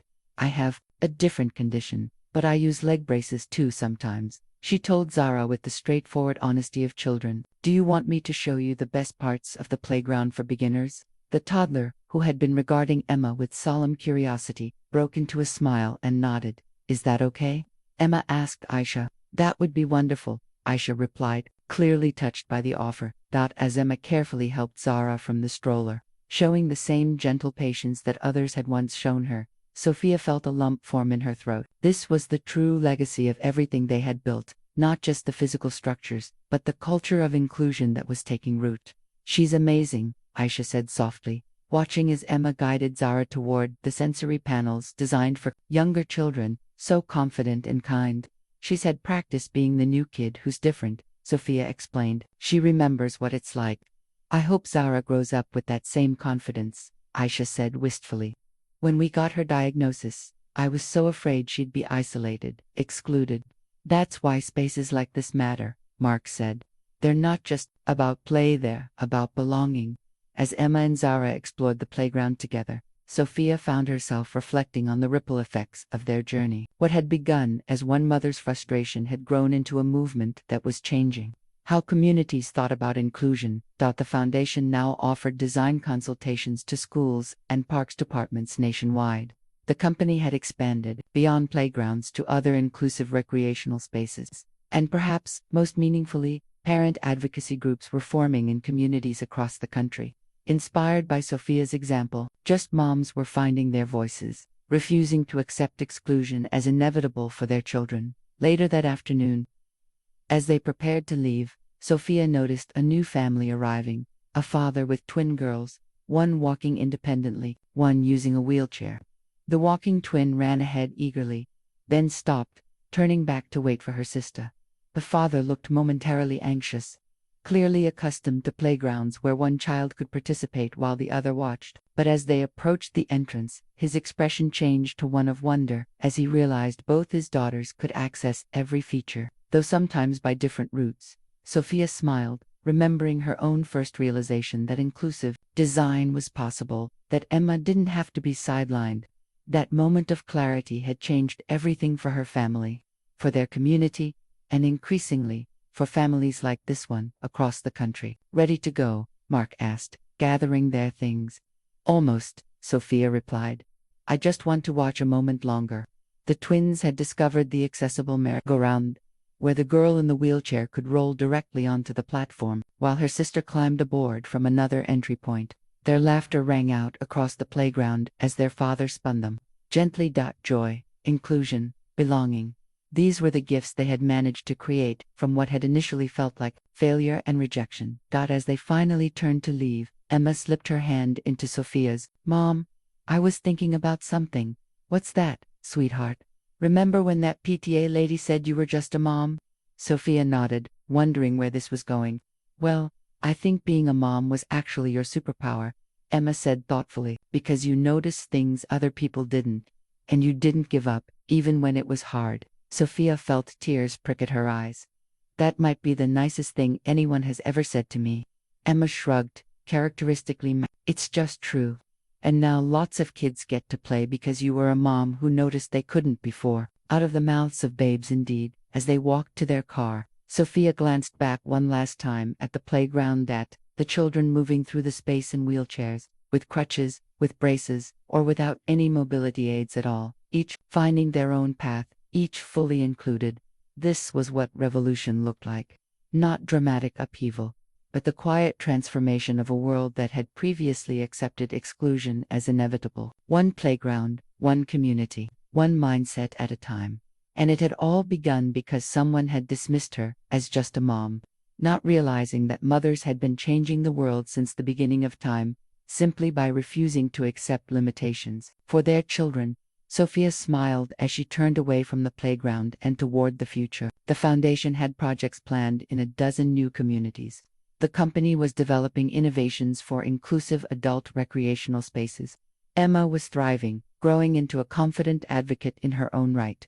Their journey had come full circle, from rejection to revolution, and it was still just beginning. Just a mom. Yes, and that had made all the difference.